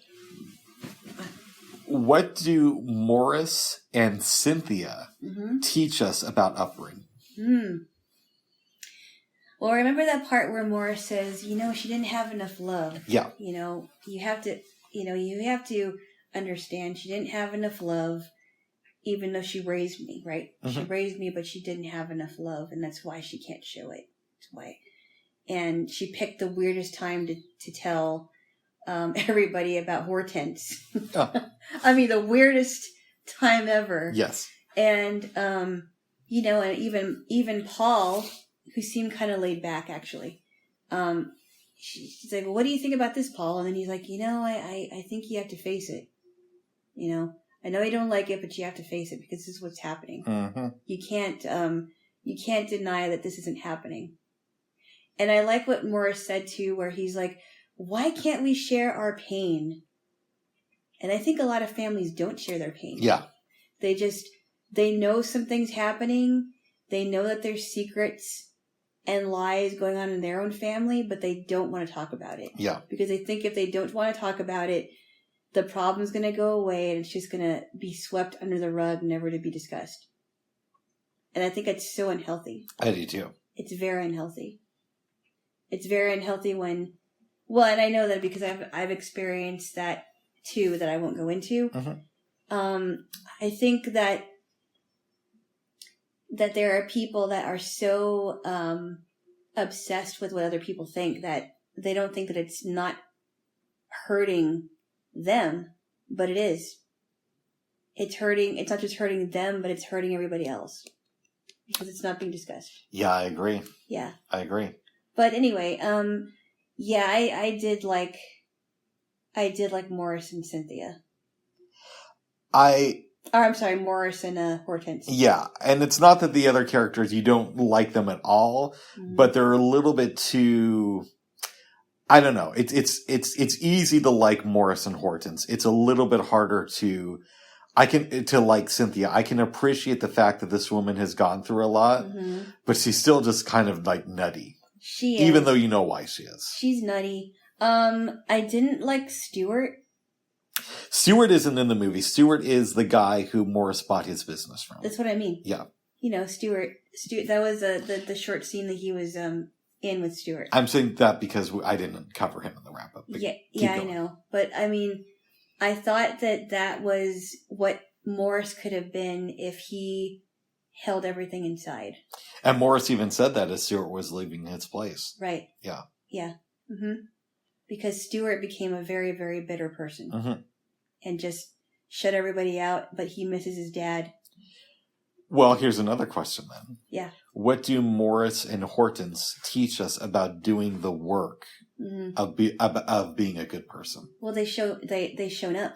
Yeah. They decided, okay, I'm going to take whatever comes and I'm going to make the best of it, even if I don't like it. Mm-hmm. Because the lady at the adoption agency said, look, your mom may not want to see you, so you have to prepare yourself. But look over these documents. Your mom, you may find your mom, but she may not want to see you at the time. So it sounded like she emotionally prepared herself for it. What does this movie teach us about adoption? It has its good qualities, or its good side and its bad side. The good side being if a child is fortunate to have really, really, really good parents who have raised them to be well-adjusted kids. And the bad side of it, when they do meet their adoptive parent, or they do meet their biological parents, and things could go very bad with the rest of the family. But it didn't. But we saw how dramatic things could get. Yes. And it seems realistic, actually, in some ways. It does. Yeah. It doesn't feel like, oh, this would never happen type. Right. It really does seem very realistic. The unrealistic part is like, why would you tell the family on your younger daughter's birthday? I believe that because you do? Cynthia's so nutty. Oh, okay. Okay. You know. Yeah. She's not a very stable person. No, she isn't. Which leads to another question. Does Hortense keep in contact with his family? I think so. Well, I mean, right now, they're the only family she has now. That's not true. Oh. Remember, both of her parents died, but she also had 2 older brothers. Oh, that's right. Okay. Well, I mean, maybe she does. I mean, she now has an extended family that she didn't know that she had until then. How much longer does Cynthia live? Maybe not that long. I don't know. I don't get the sense that she's a happy person. I think I think in the movie she might have been in her 40s. Yes, early 40s. Early 40s. Is she still alive now? Maybe not. I don't know. Maybe the actress is still alive, but But the character specifically. The character, maybe not. Maybe she dies at 50. Yes. No, she wasn't very happy at all. What do you think has become of Roxy? Roxanne, I don't know. Maybe she, maybe because of what happened on her birthday, she thinks about what's going to happen with her future. Because she doesn't seem like at least to me anyway, it didn't seem like she had a lot of direction. No. She was going out a lot with her boyfriend, not coming back home. She's still living with her mom. Not really, but maybe after her birthday, she's been thinking about where she's going to go. I don't know. It's possible, babes. That's right. Yes. Yeah. Yes. That's right. Do you have any questions about this movie for me? Let's see.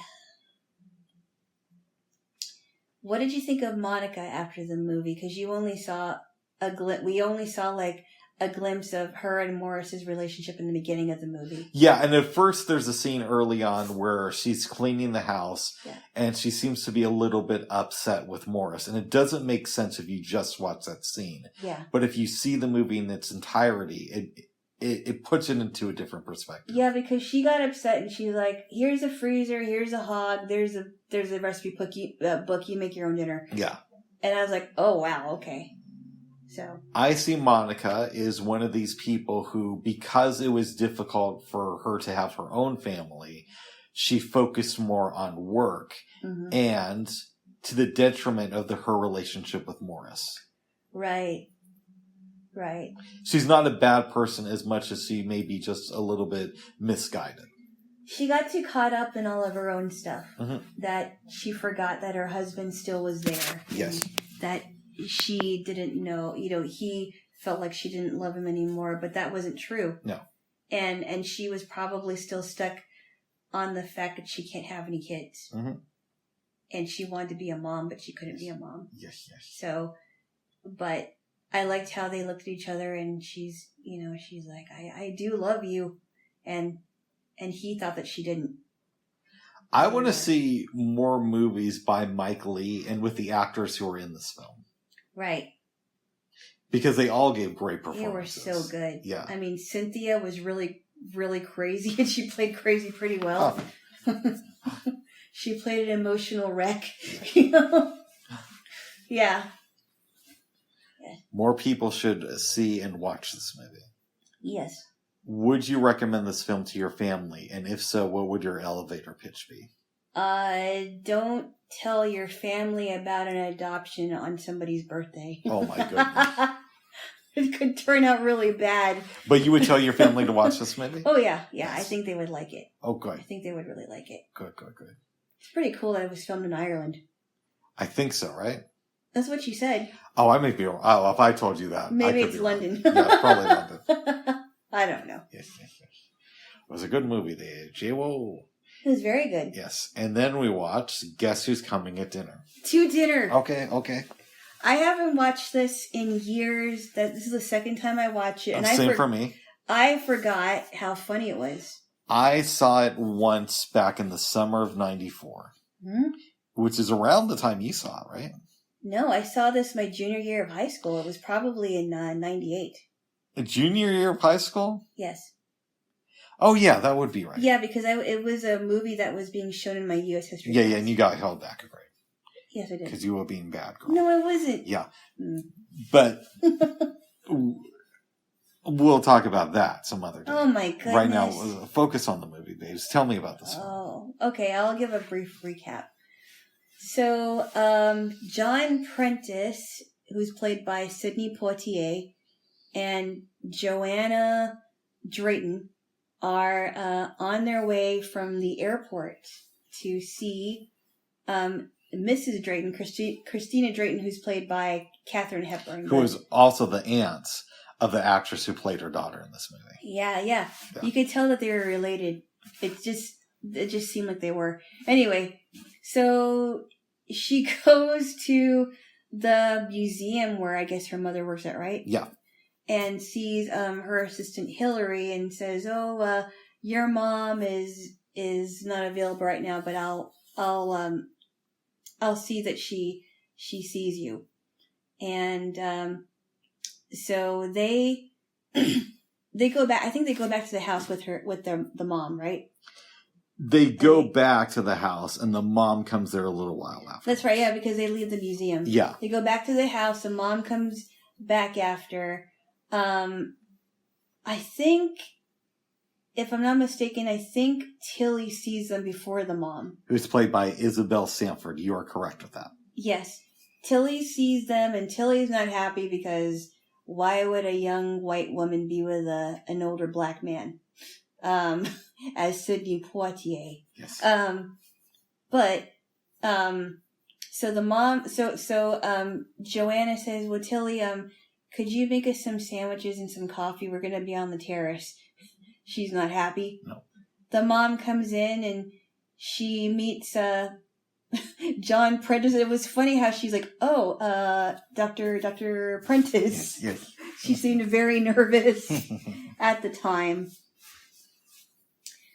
But she realized that it really wasn't about her. It was more about John and Joanna that she really cared about. Mm-hmm. She didn't care so much about why a black man would be with a white woman and why her daughter, blah, blah, blah.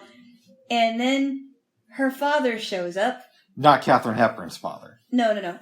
Joanna's father. Yes. Spencer Tracy, who plays Matt Drayton. Not happy. He does shake his hand, but he's not very happy. And we find out that he has spoken out about a lot of things in his paper. He's a very liberal dude. Yeah.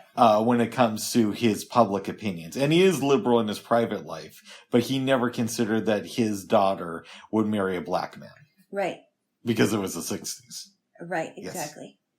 Yes. And so he said, "Well, actually, I can't stay because I'm supposed to meet with Monsignor Ryan, who's the priest, and I've got an appointment." And then John was saying, "Well, actually, I've got to take a 10:45 plane tonight to go to San Francisco, and we have to talk about this at dinner time." and a lot of things ensue. Could I maybe interrupt you for 1 second? Yes, you can add stuff. Okay.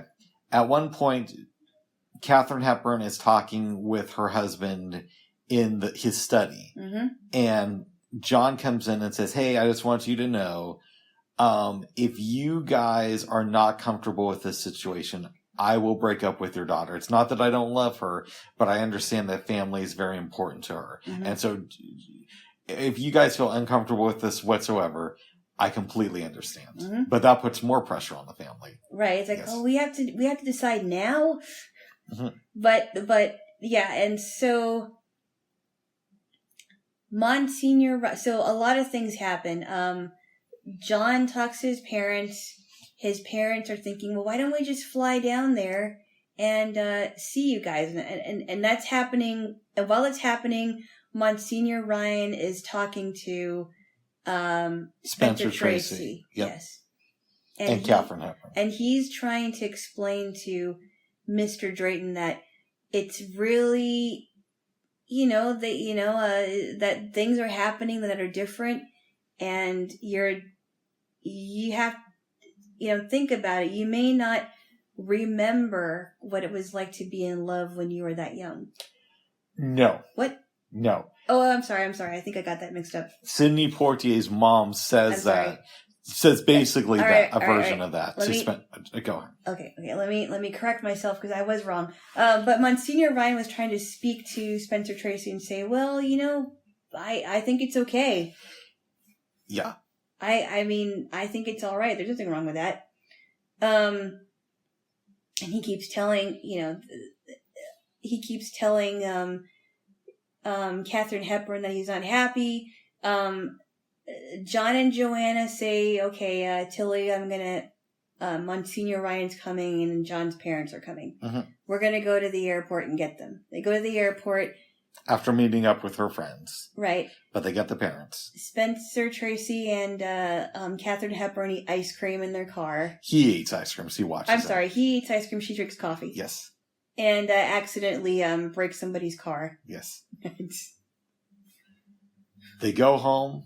And guests start coming into the house. Mm-hmm. And it turns out that Sidney Poitier's dad isn't exactly thrilled with this either.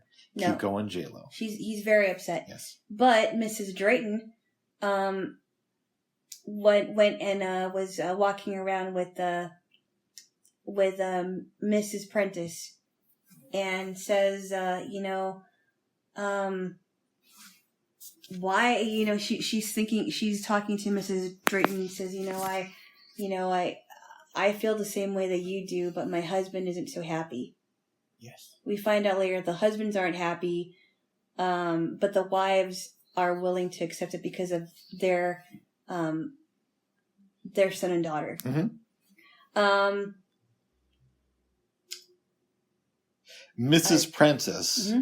Sorry to interrupt you, eventually has a talk with Spencer Tracy, where she basically says, it seems like old guys, y'all forget what it's like to be in love. Mm-hmm. And it prevents you from seeing the world how it really is. And then she makes some not so kind comments about the blind, but we'll overlook that for now.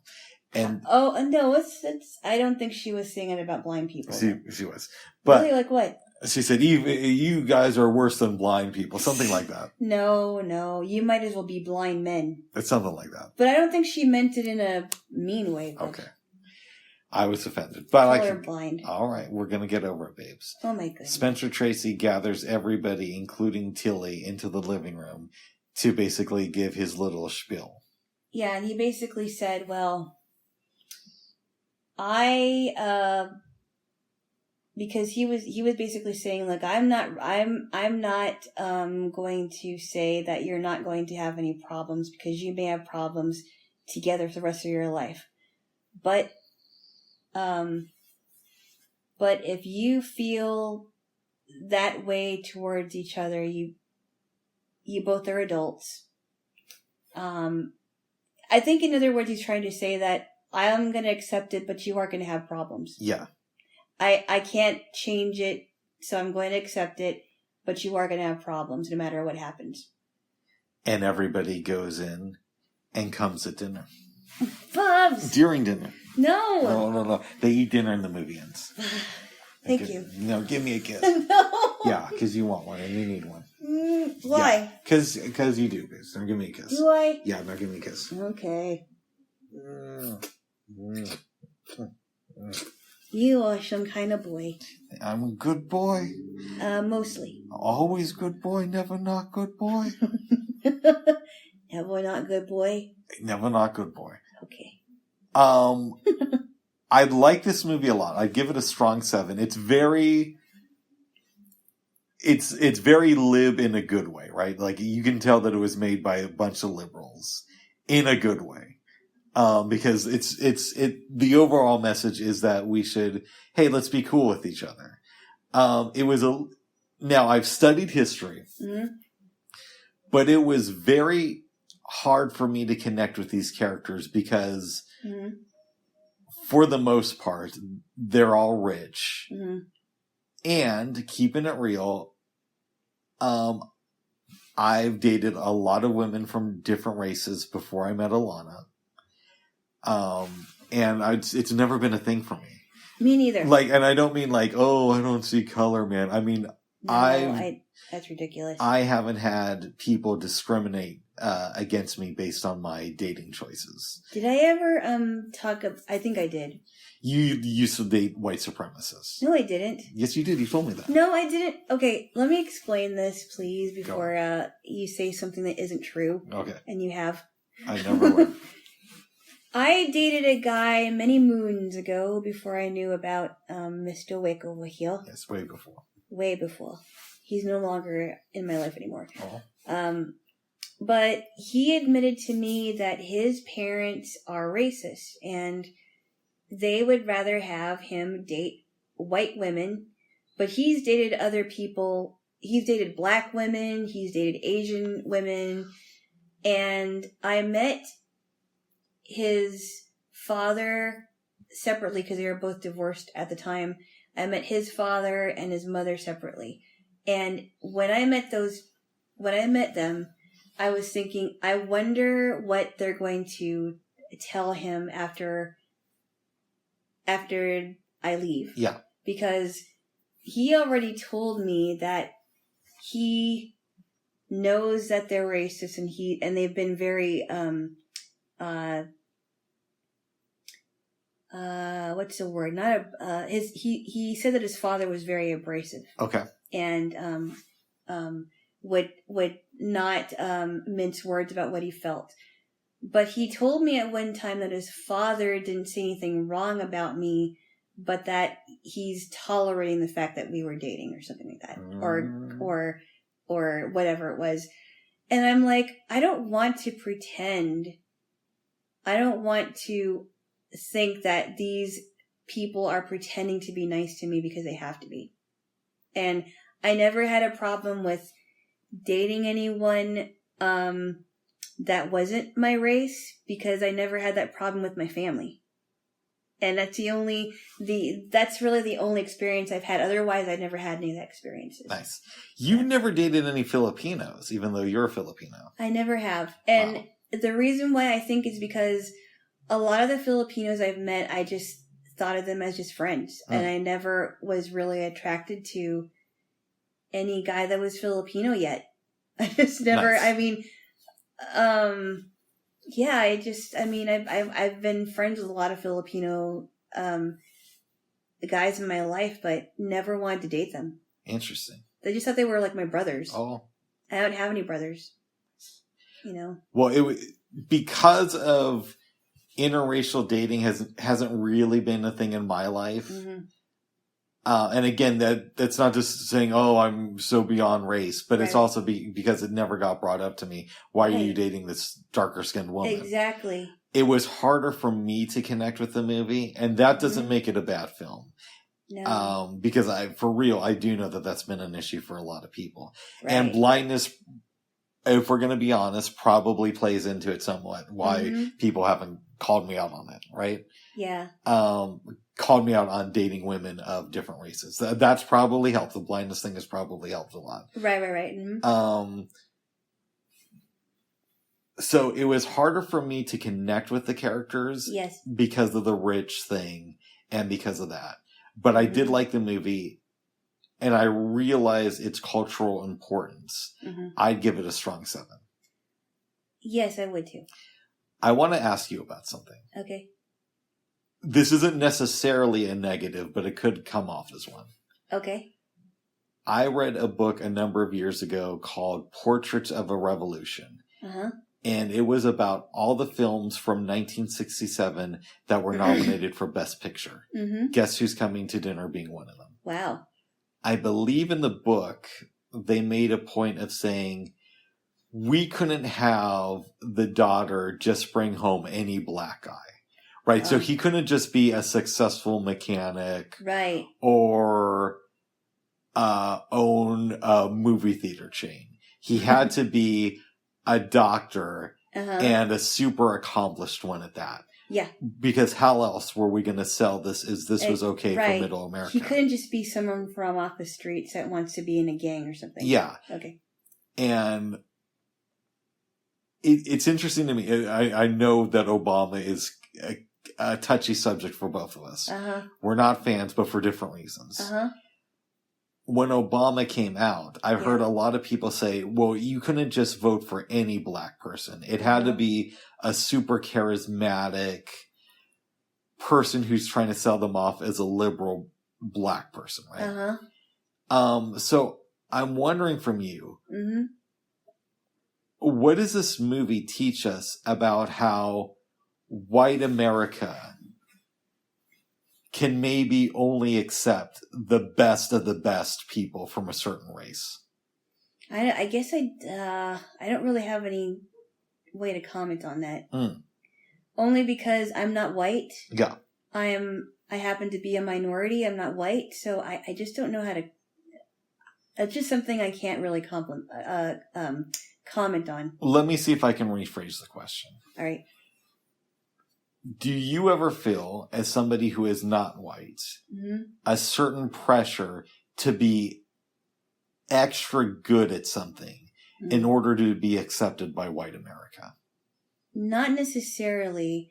However, I did take an Asian American Studies class in my 20s, and I know that there are stereotypes stereotypes for Asians in general, right? Yeah. They are considered, in all intents and purposes, the model minority because they're supposedly smart. They know math and science. The women are beautiful. They're subservient. The reason why Asian women would ever date a white man is because of status.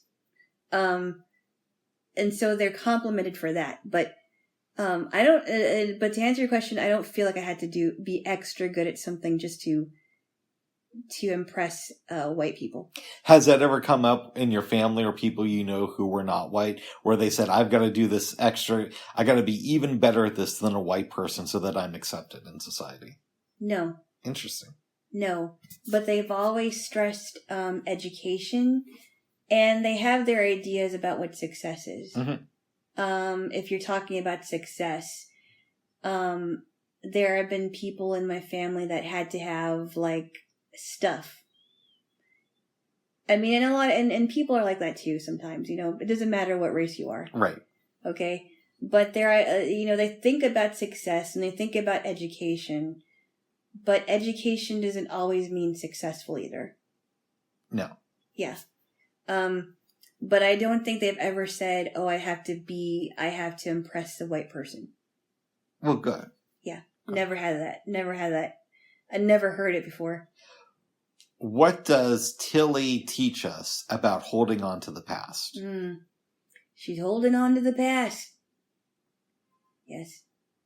You want to say more? I think it's really interesting because she has taken on the traits of, if I can say this. Go ahead. She's taken on the traits of the white people of that time that did not want the civil rights movement to happen.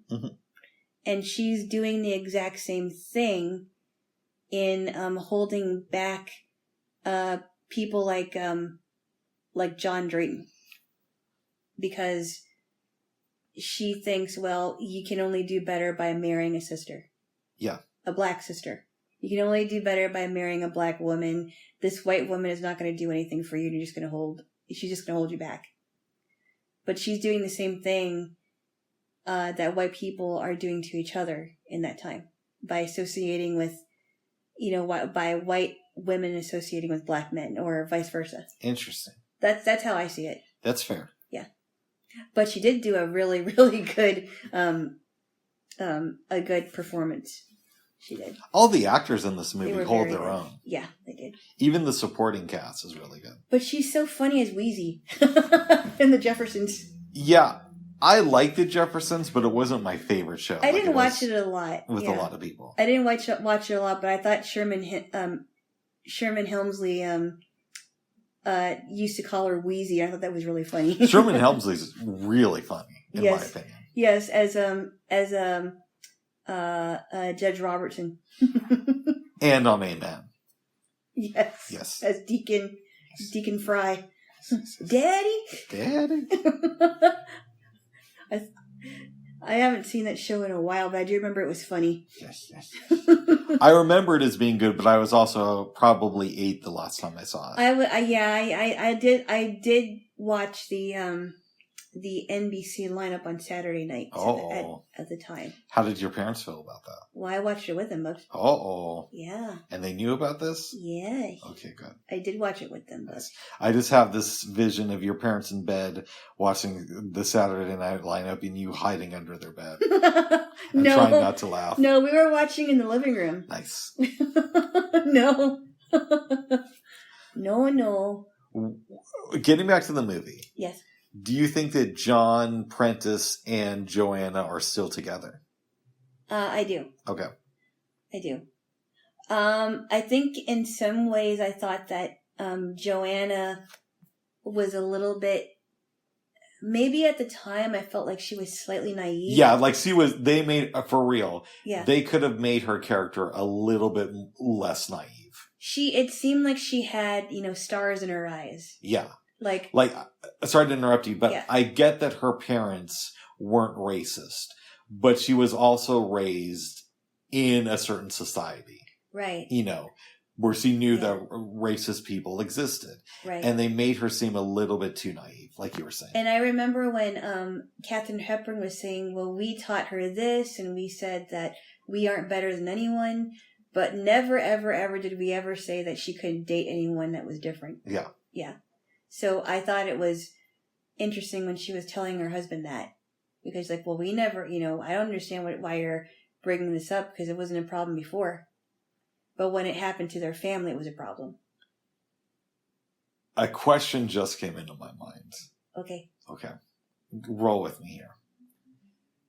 This movie came out in late 1967. Mm-hmm.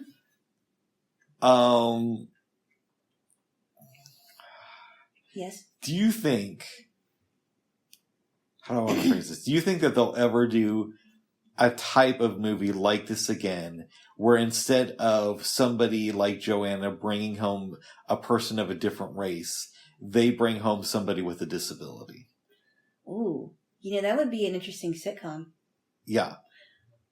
Well, I think that would definitely push the envelope. Exactly. And who knows, maybe that will happen, because disabilities, I feel like they're often looked over in Hollywood, right? Absolutely. You know how I feel about this. Yes.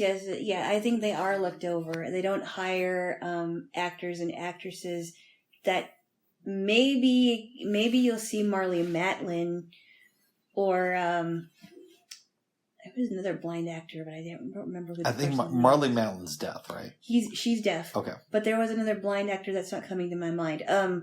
But you don't see like blind people or deaf people or people in wheelchairs in a lot of cinema or sitcoms. Yeah. Usually, there's maybe a few actors with disabilities, but you don't see them, and it's like, why do you hire people that don't have disabilities? I can't. they wouldn't be able to really show it on screen. I wonder, babes. Yeah. I don't even know if you could get away with that today, having an able-bodied rich woman come home with a disabled guy in a movie. And having it be her boyfriend who she wants to marry. Right. So part of me thinks, what if instead of making John a successful doctor, you made John a successful accountant who happened to be blind or a wheelchair user? What would have happened with this movie? Could it have gotten made with that? I don't know. Well, I mean, that's a good question. I don't know. Maybe it would have, but I don't know. I don't think so. I think they would have to do that with a private company outside of Hollywood. You mean like an independent film? Yes. Yeah. Outside of Hollywood, yeah. Maybe that would have to work. That's possible. Well, I mean, they were able to do that with Pumpkin. Yeah, but that's a really low-budget movie, and it's played for laughs. Well, and then Pumpkin, the guy who played Pumpkin, I don't think had a disability. He did not have a disability. He was very good. And Christina Ricci was in it, and so was Melissa McCarthy. Melissa McCarthy wasn't a star. And Christina Ricci did a lot of independent movies. I don't think that you could do a reasonably sized budget movie where it's like a remake of Guess Who's Coming to Dinner. Yes. But the twist is that the guy has a disability. Right. Yeah. Mm-hmm. Yeah, I totally get that. But, well, I don't know if that could have been. Again, I don't know if you could do it today. But the guy who did play Pumpkin was very good. He was very good. The one thing I forgot to mention that I didn't get, and we can get on with whatever we were talking about. Go ahead. Remember that part where, because Pumpkin, I forget, he was in a wheelchair, correct? No, he walked with crutches, I believe. He had CP, maybe? I think so. They never say it in the movie, but that's the feeling I got. Remember that part where he got her number, Carolyn's number? Yeah. You know what? He may have used a wheelchair for part of the movie, now that I'm thinking about it. Okay. But in any event, keep going. But I guess there was one part I wasn't sure of, because he got Carolyn's number. Yeah. He wanted to call her, and I thought, well, wait a minute, how was he able to get Carolyn's number? I think she gave it to him. Because he was, Oh my goodness, I don't know. I don't remember, but anyway. But he was good, despite the fact that he probably was not somebody with a disability. Sidney Poitier is still alive. Yes, he is. Which means he'll probably be dead by the time we put this out. Just because I said that. Yes. Because I think he's in his 90s. Yes. And the actress who played Joanna, I believe, is still alive. I could be wrong with that. She might be in her 70s or something. Yeah. It is possible that they could do a sequel to this film, and their neighbors are Christina Ricci and a homeboy who played Pumpkin. And Pumpkin. Yeah. That would be interesting. It would be. Pumpkin meets Guess Who's Coming to Dinner. Yes. Guess Who's Coming to the Pumpkin Patch.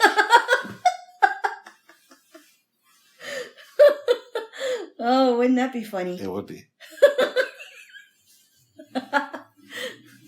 Guess Who's Coming to the Pumpkin Patch.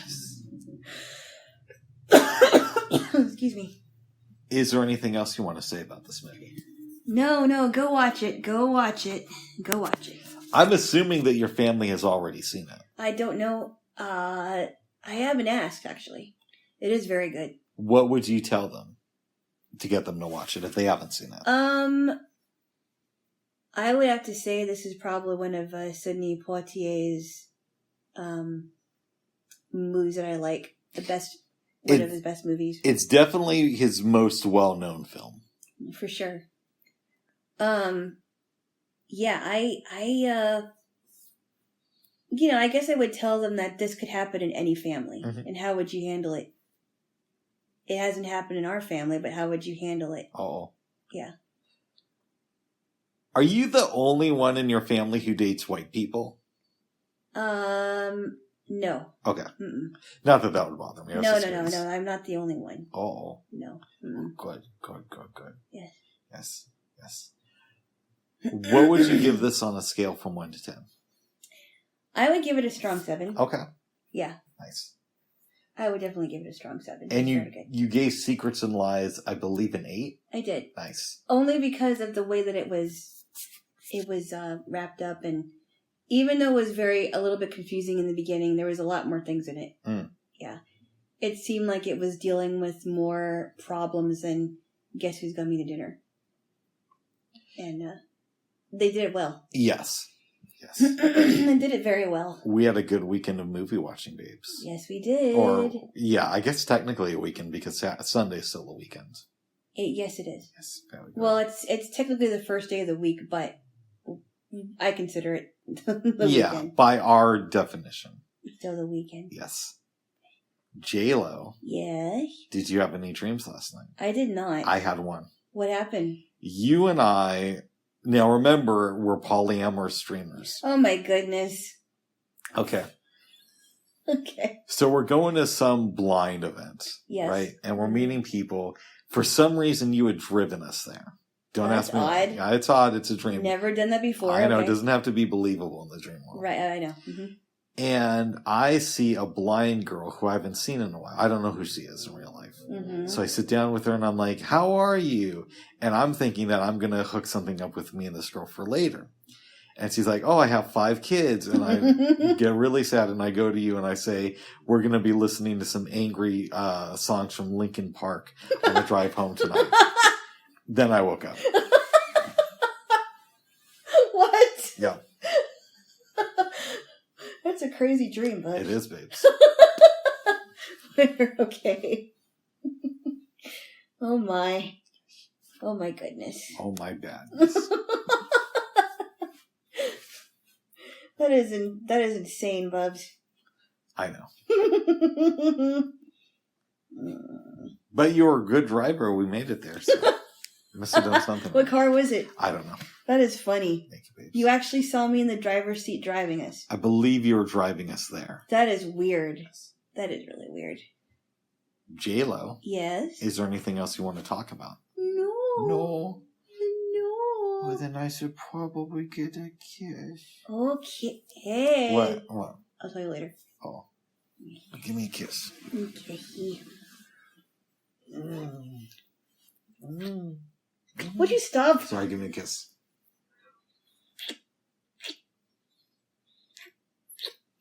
Oh my goodness. Good. Good. All right, babes. All right. Unless there's anything else, last chance. Well, wherever you are, I hope it's nice and warm. Watch the movies we saw this weekend. Very good. I think we liked all of them, right? Oh, yeah, we certainly did. Yes. Alice Doesn't Live Here Anymore. Postman Always Rings Twice. Secrets and Lies. And Guess Who's Coming to Dinner. I think that Secrets and Lies is the best movie we saw this weekend. I would say yes. I think that's true. If I had to rank them, my personal ranking would be Secrets and Lies, Alice Doesn't Live Here Anymore, Guess Who's Coming to Dinner, and then The Postman Always Rings Twice. The Postman Always Rings Twice is the last one?